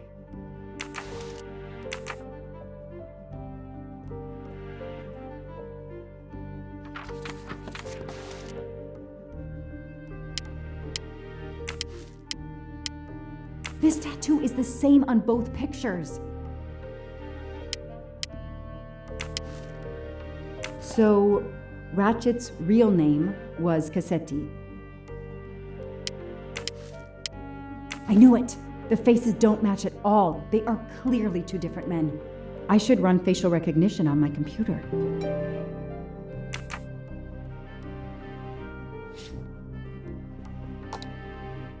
Okay, the real Michael Clark has been dead for years. Let's see if the photo of the fake Michael Clark matches someone in the database of known criminals. I've tried this several times in the past few years, but came up empty. Maybe whoever he really is has finally made a mistake. That could be him, but he looks pretty different. Yes, he seems different at first glance, but still, it's the same person. All right. Okay. He's changed his appearance a lot. Probably had some plastic surgery on his nose, but there is no doubt it's the same person. Let's see why he was arrested. Mr. Ratchet, you didn't just steal statuettes. What recent information does the database have on you?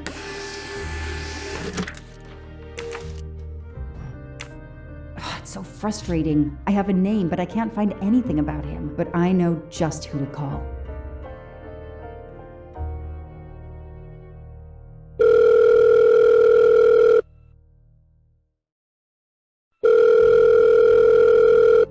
Robot Defense League, we are monitoring this call. Hello, Braid. Long time.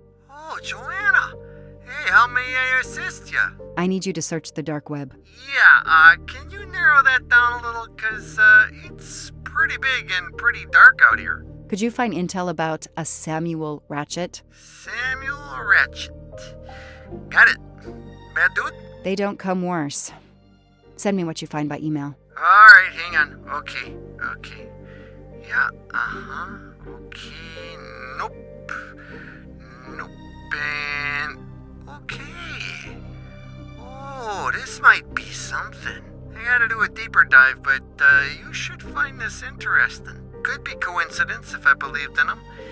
Emailing details. Domo arigato, Mr. Roboto. We're here to save mankind. Oh, it's a cookbook!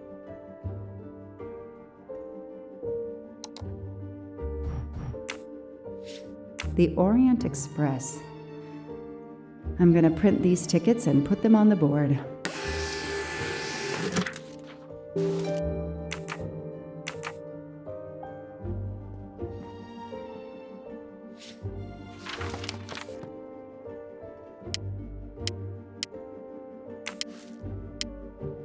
As Ratchet is alive, the dead man can only be Noah. Goodbye, Michael Clark. Hello, Samuel Ratchet, the man who stole your identity and your life.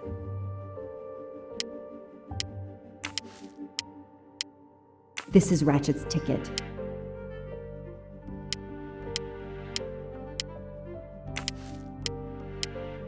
The person traveling with Ratchet has the same last name as my district attorney during the Armstrong case?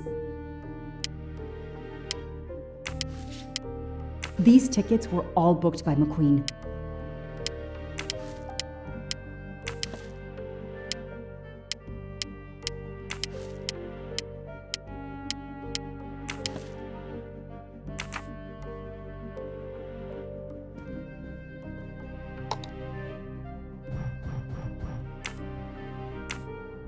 I knew it. He's the son of my former DA. He goes on the evidence board.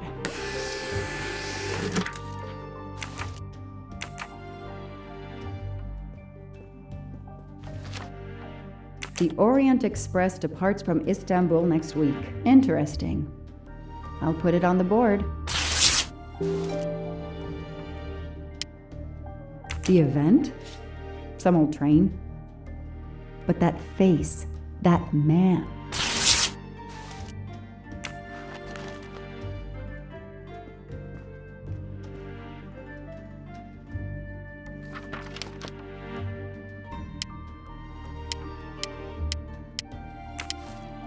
I know that face. That's John Armstrong's driver.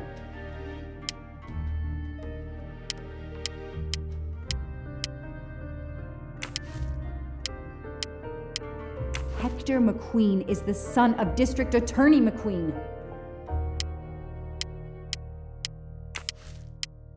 Here's what Hector McQueen looks like.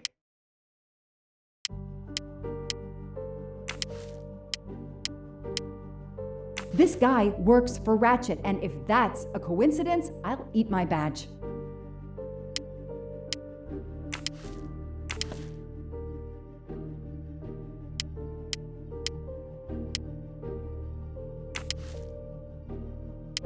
Foscarelli will be on the Orient Express next week.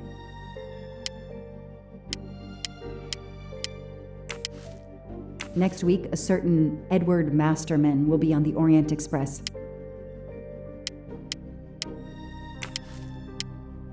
Ratchet will be traveling on the Orient Express in a week.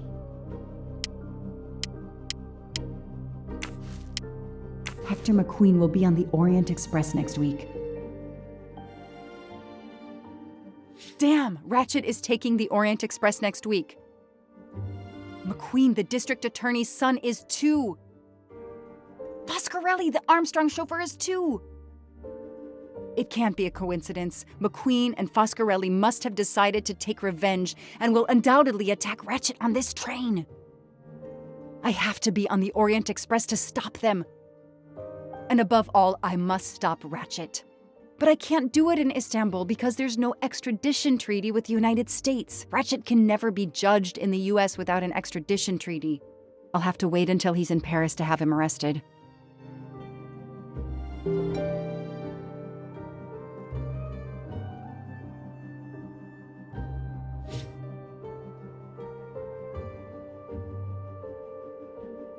Every compartment is taken for this special anniversary journey. Oh, it's impossible to find a ticket. What can I do? Let's find out who's traveling on the Orient Express. Time to call Braid.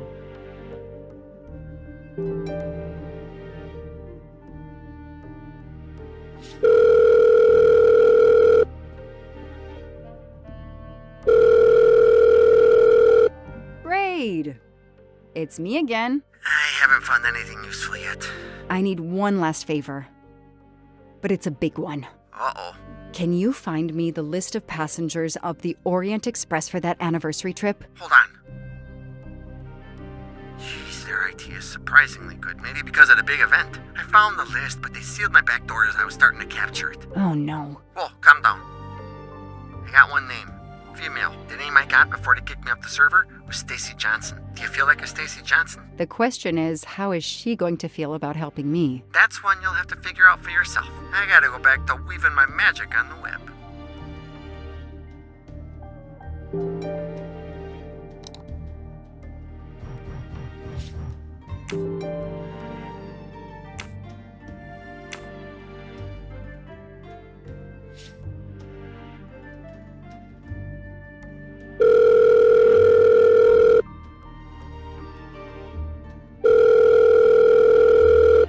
Hello, is this Stacy Johnson? Who's asking?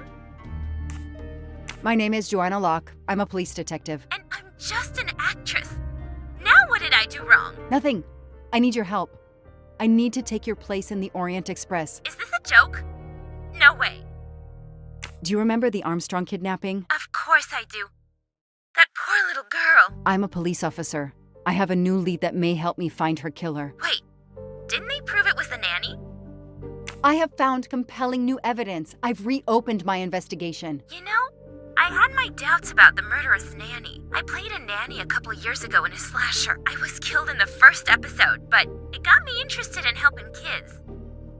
Stacy, please, you say you help kids? Well, I joined a couple of associations who are trying to help underprivileged kids. If this little girl's real killer is still out there somewhere, I'd do anything I could to help. Getting me on that train will help more than you can imagine. So, you want my ticket for the Orient Express?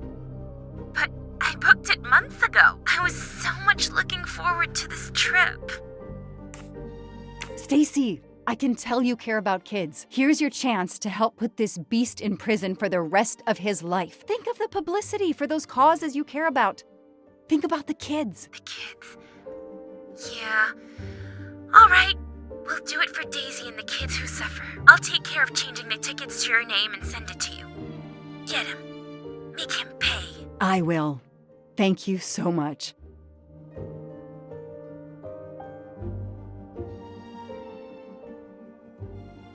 Stacy was as good as her word. I received the ticket. I called my chief to let him know I was taking my vacation time. I had coming. I flew to Istanbul. I was finally going to nail the monster responsible for Daisy Armstrong's death, Michael Clark's death, even his accomplice, and, I suspected, so many others as well. You know the rest.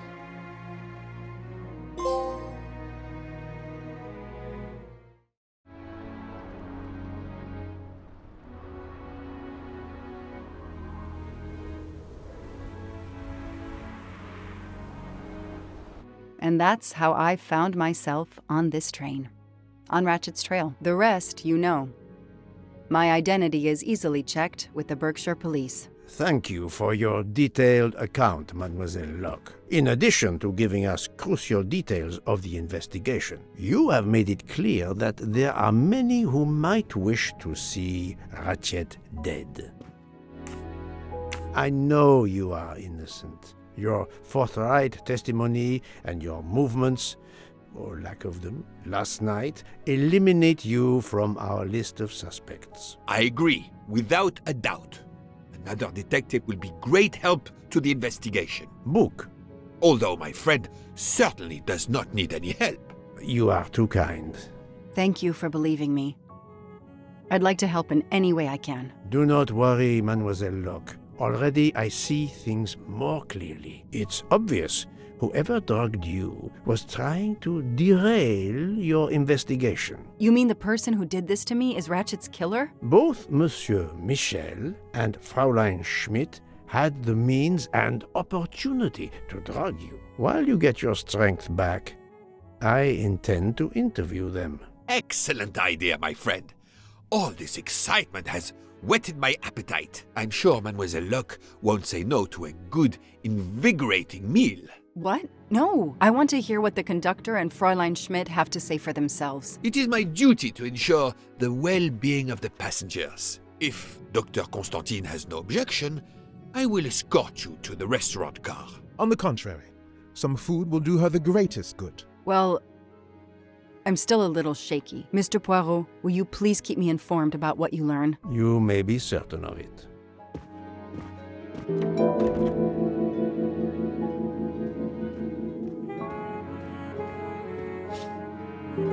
All that snow. Are you familiar with the concept of entropy, Monsieur McQueen? Oh, Mr. Poirot, I didn't see you. Entropy? Randomness in a system?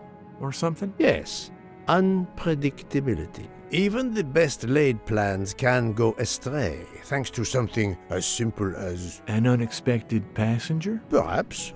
Or snow.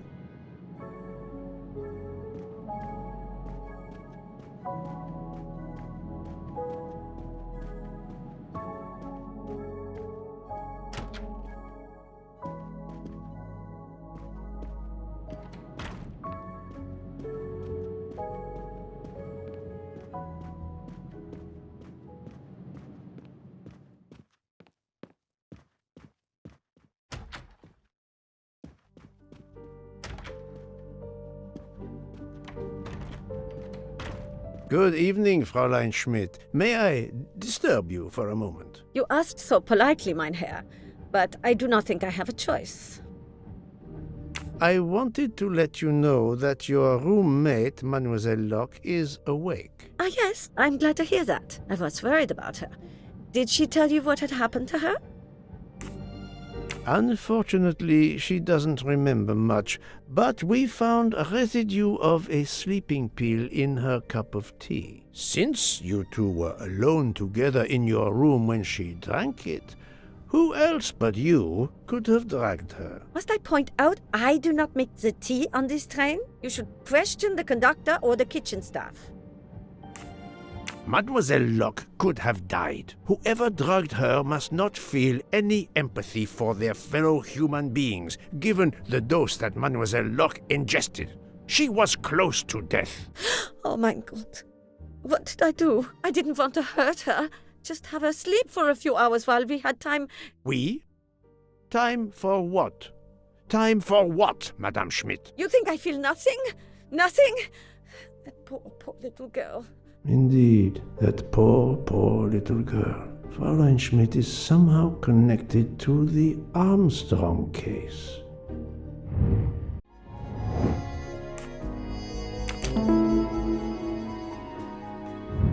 My little grey cells did not let me down. Fräulein Schmidt, I have a certain reputation for sniffing out... I am not a murderer! Forgive me, but I was going to say brilliant chefs. You were the Armstrong family's cook, were you not? But... yes. I was the cook of that lovely, lovely family. I'm sorry, but I must ask you to give me some time to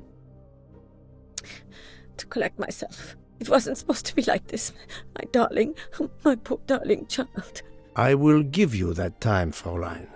You have given me much more in exchange. I must check in with my other suspects to make certain I have all the pieces of the puzzle in my possession.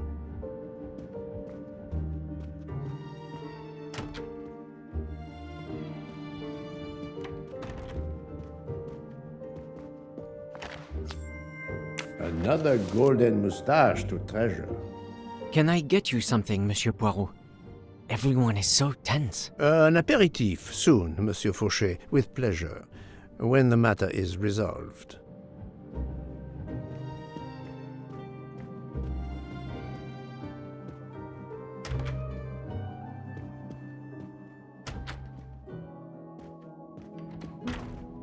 You're right, Mr. Book. This dessert is delicious. I'm glad we didn't wait for dinner. I promise the entrée will be superb as well.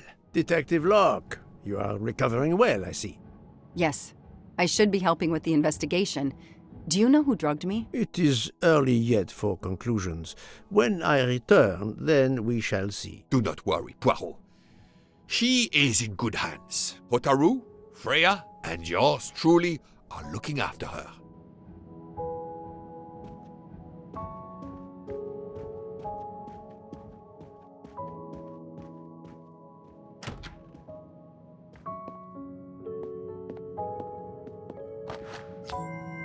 Ha-ha!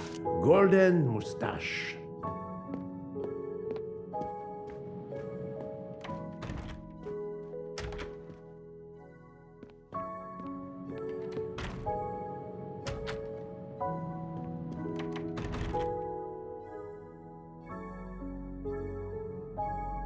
Good evening, Michel. Am I bothering you? You seem stressed. With everything that's going on, I must admit, it's difficult to be relaxed. Of course, I understand. Especially since we know that Detective Locke's tea was drugged before it was served to her. Detective? Come now, Michel. Surely you would have taken the opportunity to search her things and found her badge. Luckily, she woke up and was finally able to tell us her story. Hotaru boiled the water, Jean made the tea. I just brought it. Sir, it could have been any of the staff. Your defense is to accuse others?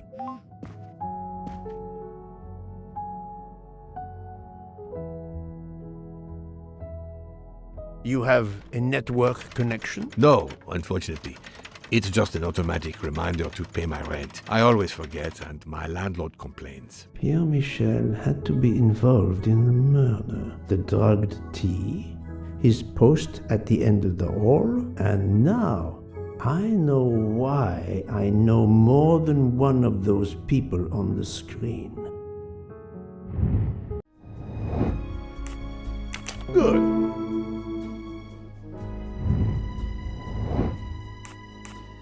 Brilliant. Good job. I'm right again. That happens to me a lot. You are the father of Suzanne Moreau, Daisy Armstrong's nanny. My condolences on the death of your wife. What? But my wife... Enough lies. Suzanne does not bear your name? No. Suzanne's mother and I were divorced. Suzanne kept her mother's name. My most sincere condolences, Monsieur Michel, on the deaths of Suzanne and your wife. This job I loved them, but I was never there for them. Then, a year after the divorce, Solange became ill. Suzanne took her to this special hospital in the US. Got that job as Daisy's nanny. I understand your pain, and the reason that led you to drug Detective Locke. We really can't hide anything from you, can we? Many have been foolish enough to try and keep the truth from Hercule Poirot. Yes, I admit, I drugged the tea. But it was only to keep her quiet, until I could... But she reacted so much to the sleeping pills. She was lucky, as are you, that she didn't die. To be frank, there is one more thing that puzzled me, but I think I understand now. Monsieur Hardman was Suzanne's fiancé. Huh. I have the impression my whole life to you is an open book. Yes, Cyrus was my daughter's fiancé. I almost consider Cyrus as my own son. Of course, much more is clear now. I have been patient long enough. It is time to go and see what all the commotion is next door.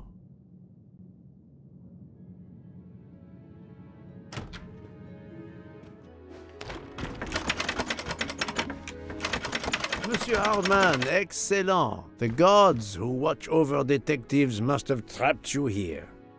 Why didn't they watch over me?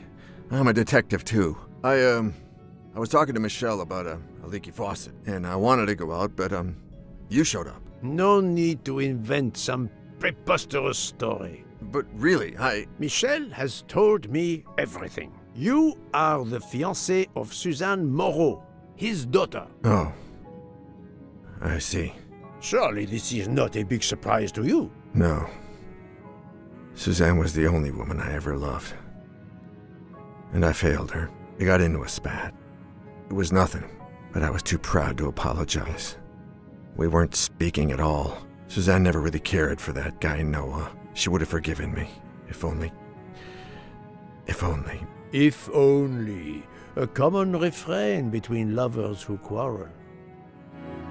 Obviously, Pierre Michel and Fräulein Schmidt both drugged Detective Locke's tea, causing the overdose.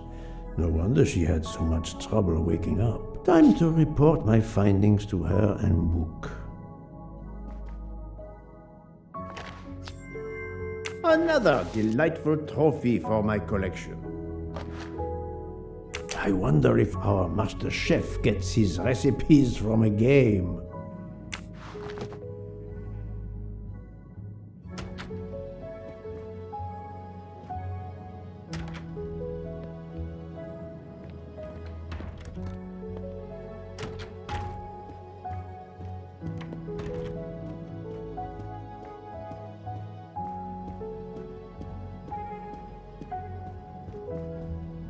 So, my friend, tell me, you have something new?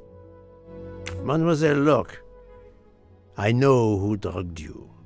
Fräulein Schmidt and our conductor Pierre Michel both admitted putting sleeping pills into your tea. This explains your overdose. They are relieved you are recovering. Michel drugged a passenger?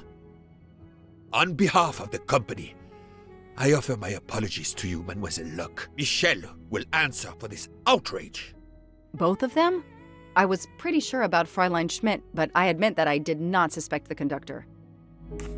I have uncovered multiple connections with the Armstrong case. Pierre Michel is the father of Suzanne Moreau, little Daisy's nanny, and Monsieur Hardman was Suzanne's fiancé. As for Hildegard Schmidt, she was the cook of the Armstrong family. What a coincidence, don't you think? But it's incredible! What are the odds that so many people linked to that tragic affair ended up on the same train? About the same as you winning the lottery, my friend. I wasn't the officer who interviewed Fräulein Schmidt back then, so she couldn't recognize me here on the train. How could they know who I was? There were other passengers who might have. Or she may have seen you when you visited the Armstrong home. It is now clear to me that some of the clues to this elaborate plot were staged for my benefit.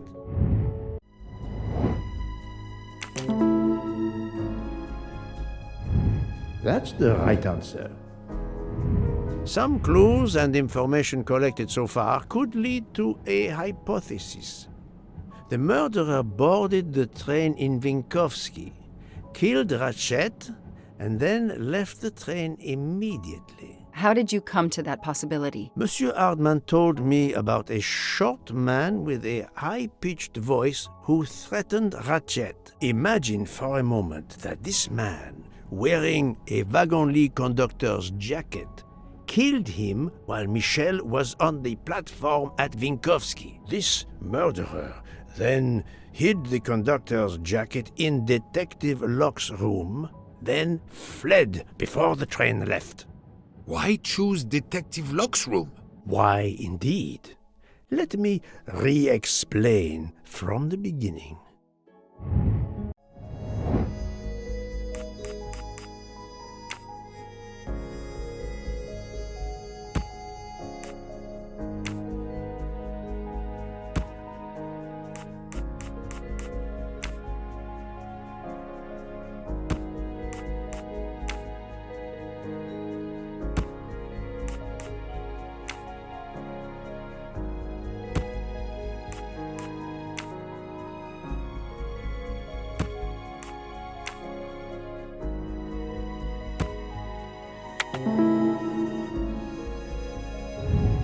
That was easy.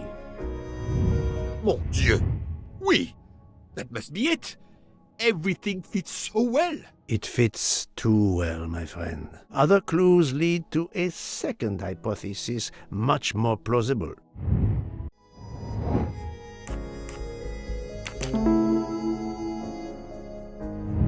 My little gray cells did not let me down. So, we have multiple murderers, all related to the Armstrong case. The murderer from Vinkovsky was a fabrication to turn suspicion away from those on the train. They expected the investigation to be led by some small-town official who could easily be misled. Mr. Poirot? Detective Locke, forgive me. You are an obvious exception. You tracked Ratchet with the tenacity of a bloodhound. Unfortunately for the killers, they not only had you to deal with, but now they had, and I say this with all modesty, the world's greatest detective, Hercule Poirot, dropped into the midst of their meticulous planning. Multiple murderers? Multiple detectives? Poirot, please take pity on me. Who is linked to this case, and who is not? My poor friend, I have gone speeding out of the station without you. I will continue.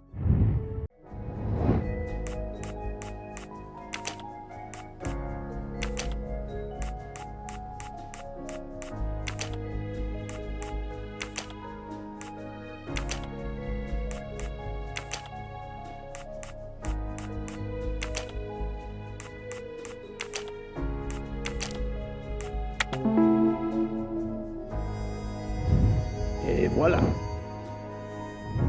Fräulein Schmidt, Pierre Michel, Monsieur Hardman, and Monsieur McQueen are all linked to the Armstrong case. I also know that Sonia Armstrong's sister and godmother, Countess Andreni and Princess Dragomirov, are on this train. And finally, Detective Locke discovered that Mr. Foscarelli was the Armstrong chauffeur. If we add Detective Locke and Ratchet, of the 12 passengers in that coach, 9 have a connection with the Armstrong case. What next, Poirot? Or should I say, who next? It is time to summon everyone. Everyone? Even Dr. Constantine? The train crew other than Michel? Dr. Constantine, yes. I will need him.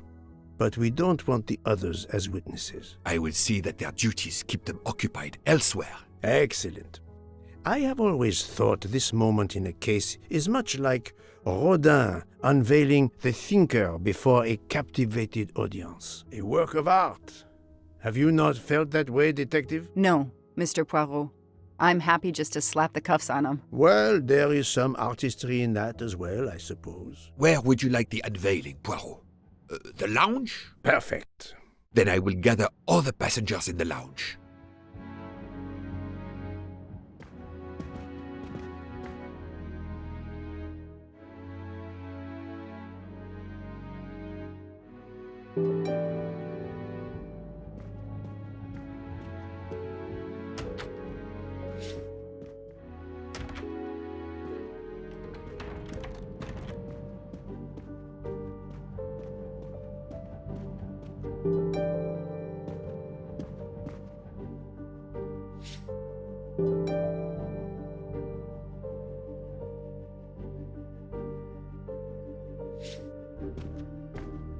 Monsieur Bouc, are the train crew locked in their quarters? Yes, they are. Then the stage is set for the final act. Ladies and gentlemen, I have gathered you together to hear my reconstruction of the murder of Samuel Edward Ratchet, also known as Cassetti. There is not one, but two possible solutions of the crime. I shall put them both before you, and I shall ask Monsieur Bouc and Dr. Constantine here to judge which solution is the correct one. Two solutions? Mr. Poirot, I am hardly qualified. Nevertheless, your assistance is required. Now, you all know the facts of the case. Ratchet was found stabbed to death this morning. He was last known to be alive at 12:37 a.m. last night, when he spoke to the wagon-lit conductor through the door. His watch was found to be badly dented, and it had stopped at 1:15. Dr. Constantine, who examined the body, puts the time of death as having occurred between midnight and 2 in the morning. At half an hour after midnight, as you all know, the train ran into a snowdrift. After that time, it was impossible for anyone to leave the train. So, here is my first theory. The enemy, as Ratchet expected, joined the train at Vinkovsky by the door left open by Captain Arbuthnot and Monsieur McQueen, who had just descended to the platform. He was equipped with a wagon-lit jacket, which he wore over his ordinary clothes, and a pass key which enabled him to gain access to Ratchet's compartment in spite of the doors being locked. Ratchet was under the influence of a sleeping draught. This man stabbed him with great ferocity, 12 wounds in all. He left the compartment through the communicating door to Madame Hubbard's compartment. Yes, that's so. Scared me half out of my wits. The murderer thrust the dagger he had used into Mrs. Hubbard's handbag in passing. Without knowing it, he lost a button of his uniform. Then he slipped out of the compartment and along the corridor. He put the uniform jacket into Detective Locke's suitcase to cast suspicion on her. And a few minutes later, dressed in his ordinary clothes, he left the train just before it started off again, using the same means for egress, the door near the dining car.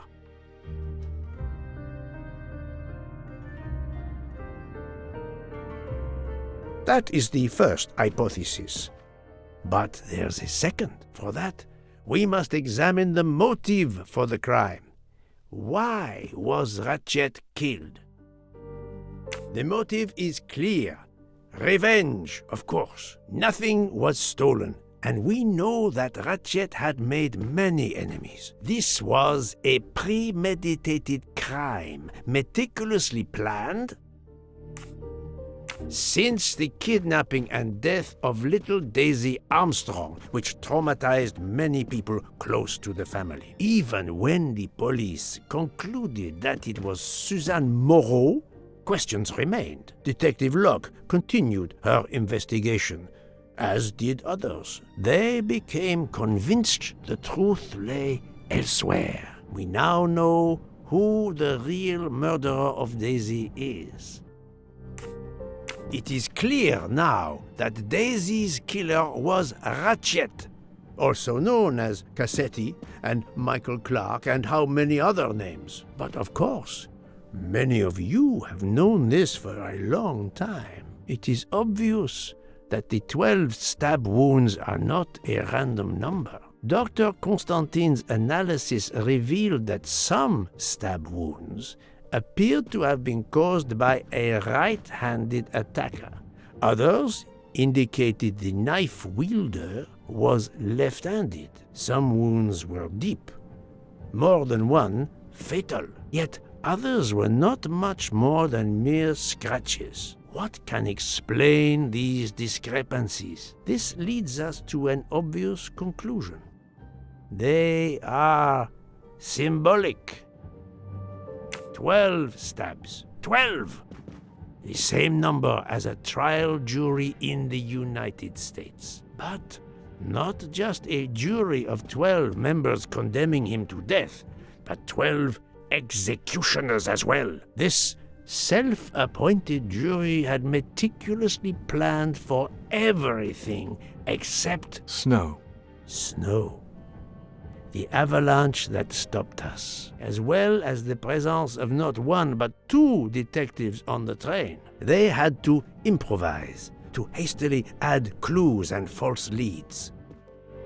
This woman in a red kimono does not exist. I don't know which of the passengers it was. It does not really matter. It was just a performance, a charade to introduce another possible culprit to muddy the waters. The time on Ratchet's broken watch was deliberately set to conceal the true time of the crime. The vial of vaping liquid incriminated Captain Arbuthnot. However, he had a solid alibi confirmed by Monsieur McQueen. Impossible then to suspect him. The conductor's jacket, found in Detective Locke's suitcase, was put there only to cast suspicion upon her. All these false leads were intended for me. But I am Poirot. I understood the truth. We have a train full of suspects. It's time to identify who the real culprits are. Let's start with Detective Locke.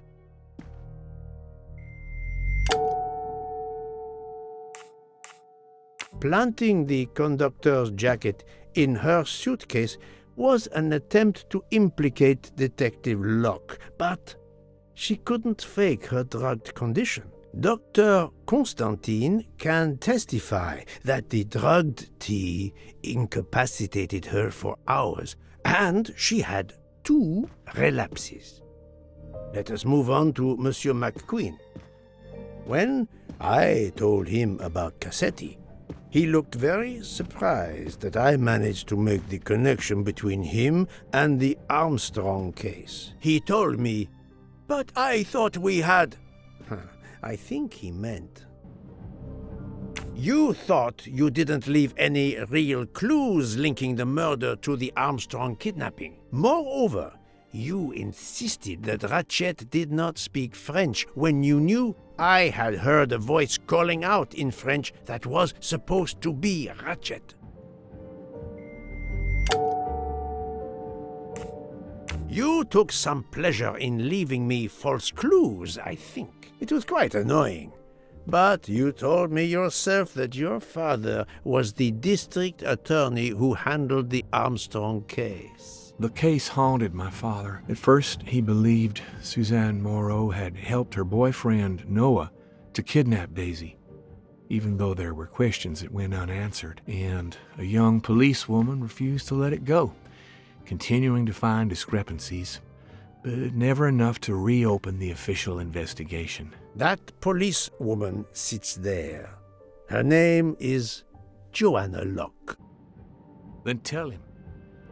Tell him how in the end my father believed you, how he resigned a job that he loved, racked with guilt that he may have let that monster go free. He died young, broken, his faith in justice broken. That's what Ratchet did to him. Thank you for your honesty, Monsieur McQueen. Your father is one more victim of the man who called himself Ratchet. Now, I will turn to Ratchet's valet, Monsieur Masterman. Ratchet sensed danger close to him and naturally wanted to stay awake. You gave him sleeping pills without his knowledge. Once he was sound asleep, you could do what you had to do in peace. Sir, I'll tell you the truth. I was Colonel Armstrong's adjutant in the war, sir, and afterwards, I was his valet in New York. I'm afraid I concealed the fact this morning. It was very wrong of me, sir, but I knew how suspicious it would look. Is that all you have to say? That's all, sir. Now, to leave no suspicious stone unturned, let us move on to Monsieur Book. What? Me? A suspicious stone?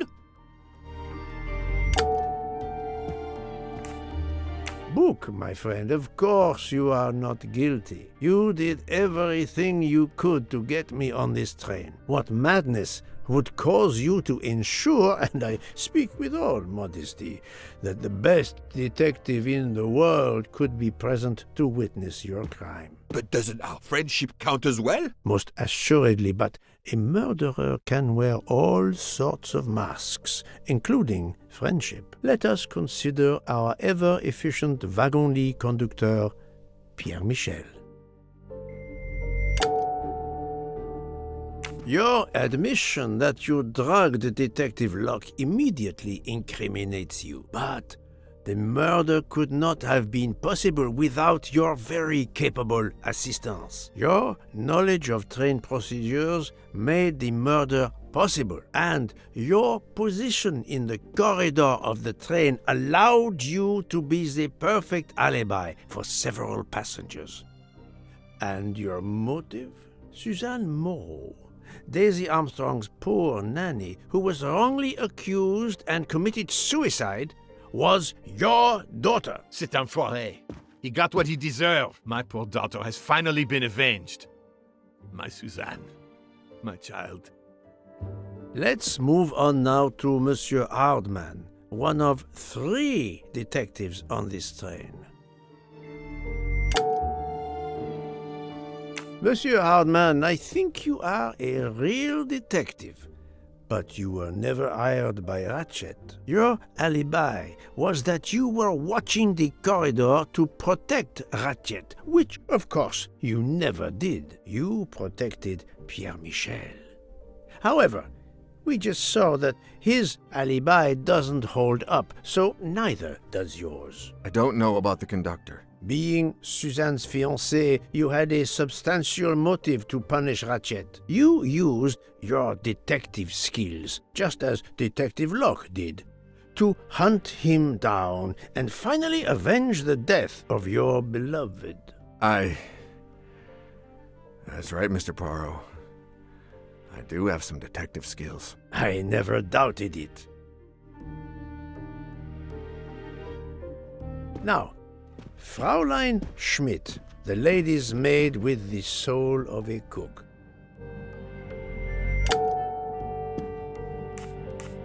Fraulein Schmidt, you told me of your remorse for drugging Detective Locke. I believe you are sincere. However, as the cook of the Armstrong family, you experienced the drama from within. The death of Daisy, then Sonia Armstrong, who died in childbirth, and finally, Suzanne and John Armstrong. So much misfortune in that poor family. The death of this criminal is only justice. Let us move on to Countess Andrény. I was impressed by the earnestness of her husband when he swore to me solemnly on his honor that his wife never left her compartment that night. Should I believe it?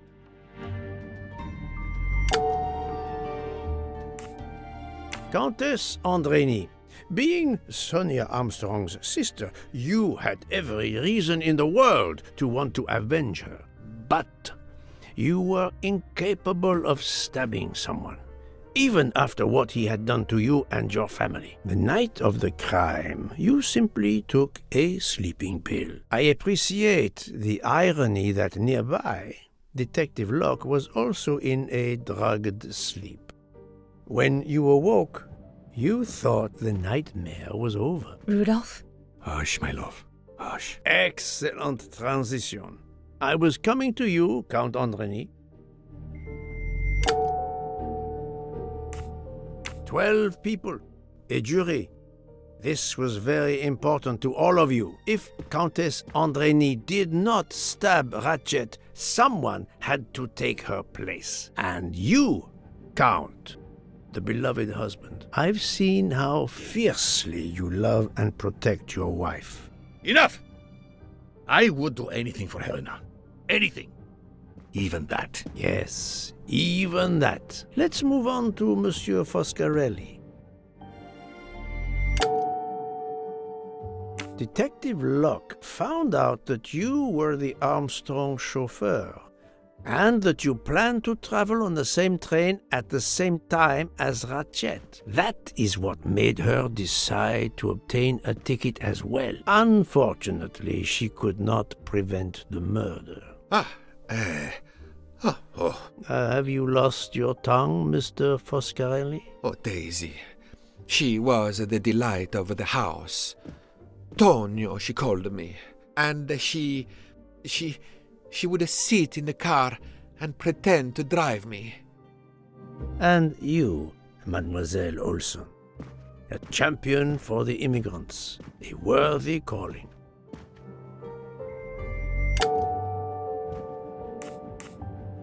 Mademoiselle Olson, you supported Madame Hubbard's story about her connecting door latch, a story that I later demonstrated to be impossible. So, you deliberately lied to me, and you also lied about Mademoiselle Debenham's whereabouts. Enough! I can't take this anymore! I know what you want from me, Mr. Poirot. Very well. Here it is. She was my little Daisy, my angel, so patient. When I patched a scrape or took her temperature, that was my job. But she was so much more to me. She was a shining light in an ever-darkening world. I've tried to honor her by caring for children who have lost everything. Thank you, Mademoiselle Olson. You too shed light on your part in this mystery. You were Daisy Armstrong's nurse. I will ask you no more questions. It is enough that you have admitted what I know to be the truth, and I understand. Let's move on. Dr. Constantine. You suspect me? I know none of these people. I didn't know Ratchet either, and I've taken a solemn oath to help people, not murder them. You are one of the few people in this room not to have any connection with the Armstrong case. Moreover, your alibi is confirmed by Monsieur Bouc, whom I would trust with my life. That is very kindly said, my friend. We now come to Mademoiselle Debenham and Captain Arbuthnot, whose relationship was not in doubt from the moment I inspected your room at the hotel. You have a bloody nerve. Indeed, I do. We're getting married. Congratulations. But I would rather talk about your relationship to John Armstrong.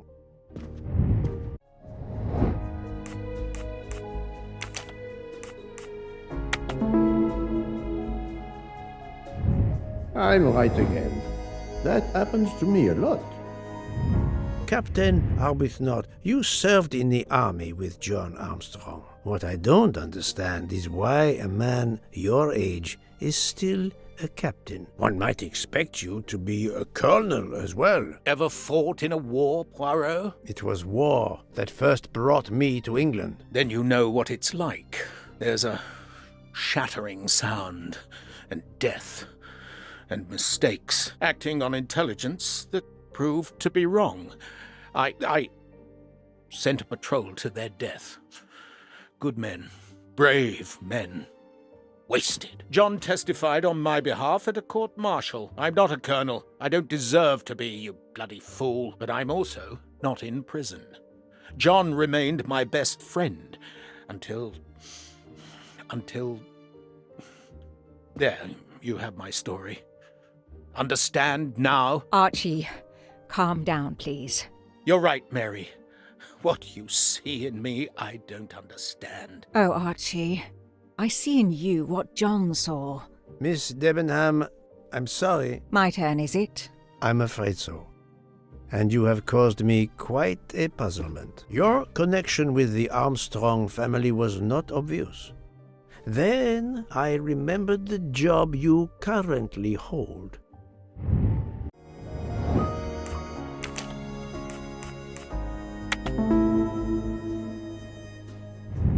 Et voilà. You were the teacher of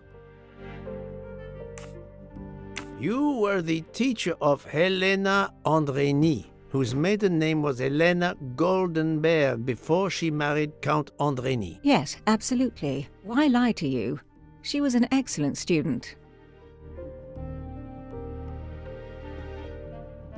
Captain Arbuthnot. You had one of the strongest alibis, thanks to Mr. McQueen, but his testimony melted like a snowflake. There went your alibi. Poof! Unless you have another one. As for you, Mademoiselle Debenham, Mademoiselle Olsen was the only one who could confirm your alibi. I think you know where you stand. Very good, Mr. Poirot. Are you satisfied? I will be soon. Now I must turn to Sonia Armstrong's godmother, Princess Dragomirov.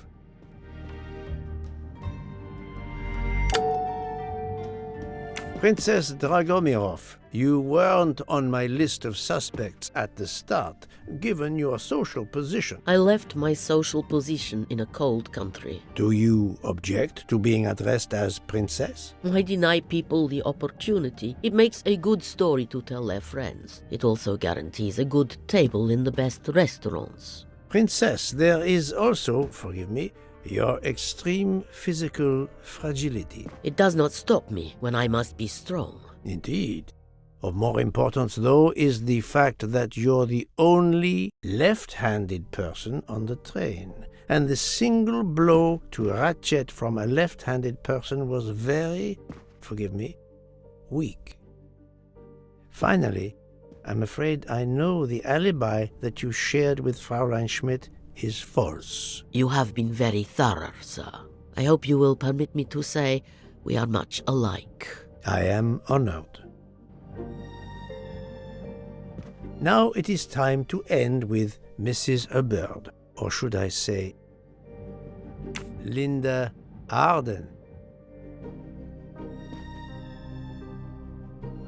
If Princess Dragomirov hadn't told me about her relationship with this famous actress, I might not have made the connection. But you are a great actress, madame. Your performance as a flighty, self-involved woman was superb. I never would have guessed something entirely different. As for what ties you to the Armstrong family, it is obvious.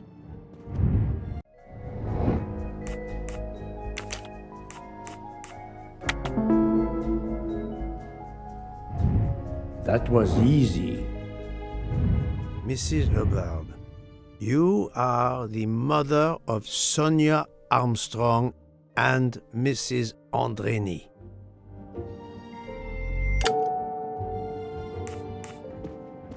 Madame Hubbard, you really are a remarkable actress. You put so much effort into your character and into staging the murder. I saw it as a perfect mosaic, each person playing his or her allotted part, so carefully arranged that if suspicion should fall on any one person, the evidence of one or more of the others would clear the accused person and confuse the issue. Everything was meticulously planned.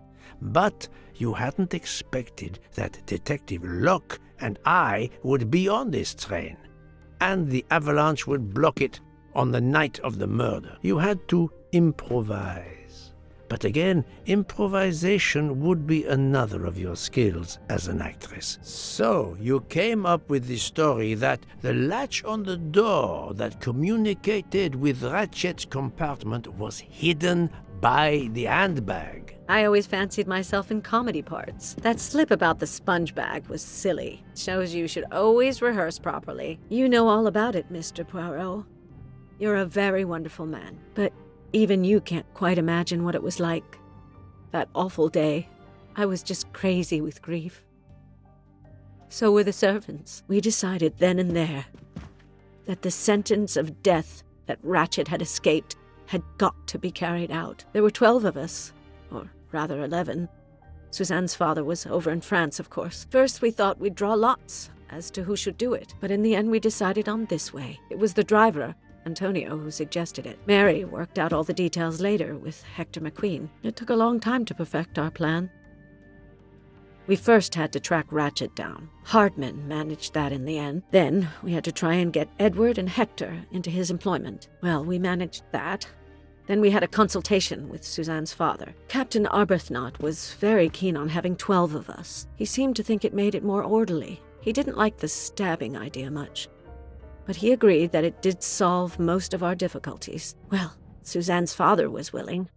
Suzanne had been his only child. We knew from Hector that Ratchet would be coming back from the east, sooner or later, by the Orient Express. With Pierre Michel actually working on that train, the chance was too good to be missed. My daughter's husband had to know, of course, and he insisted on coming on the train with her. Hector wrangled it so that Ratchet selected the right day for traveling when Michel would be on duty. And then, at the last minute, you came. For the rest of the story, you worked out everything, Mr. Poirot. You were right about all of us. What are you going to do about it?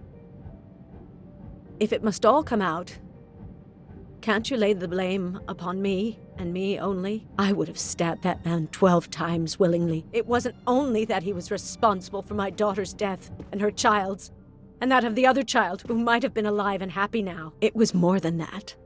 There had been other children kidnapped before Daisy, and there might be others in the future. Society had condemned him. We were only carrying out the sentence, but it's unnecessary to bring all these others into it, all these good, faithful souls. You are a director of the company, Monsieur Bouc. What do you say?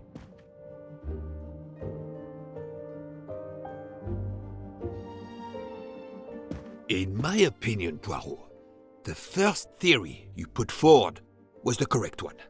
Decidedly so. I suggest that is the solution we offer to the police. You agree, Doctor? Certainly, I agree. As regards the medical evidence, I think that I made one or two fantastic suggestions. Then, having placed my solution before you, I have the honor to retire from the case.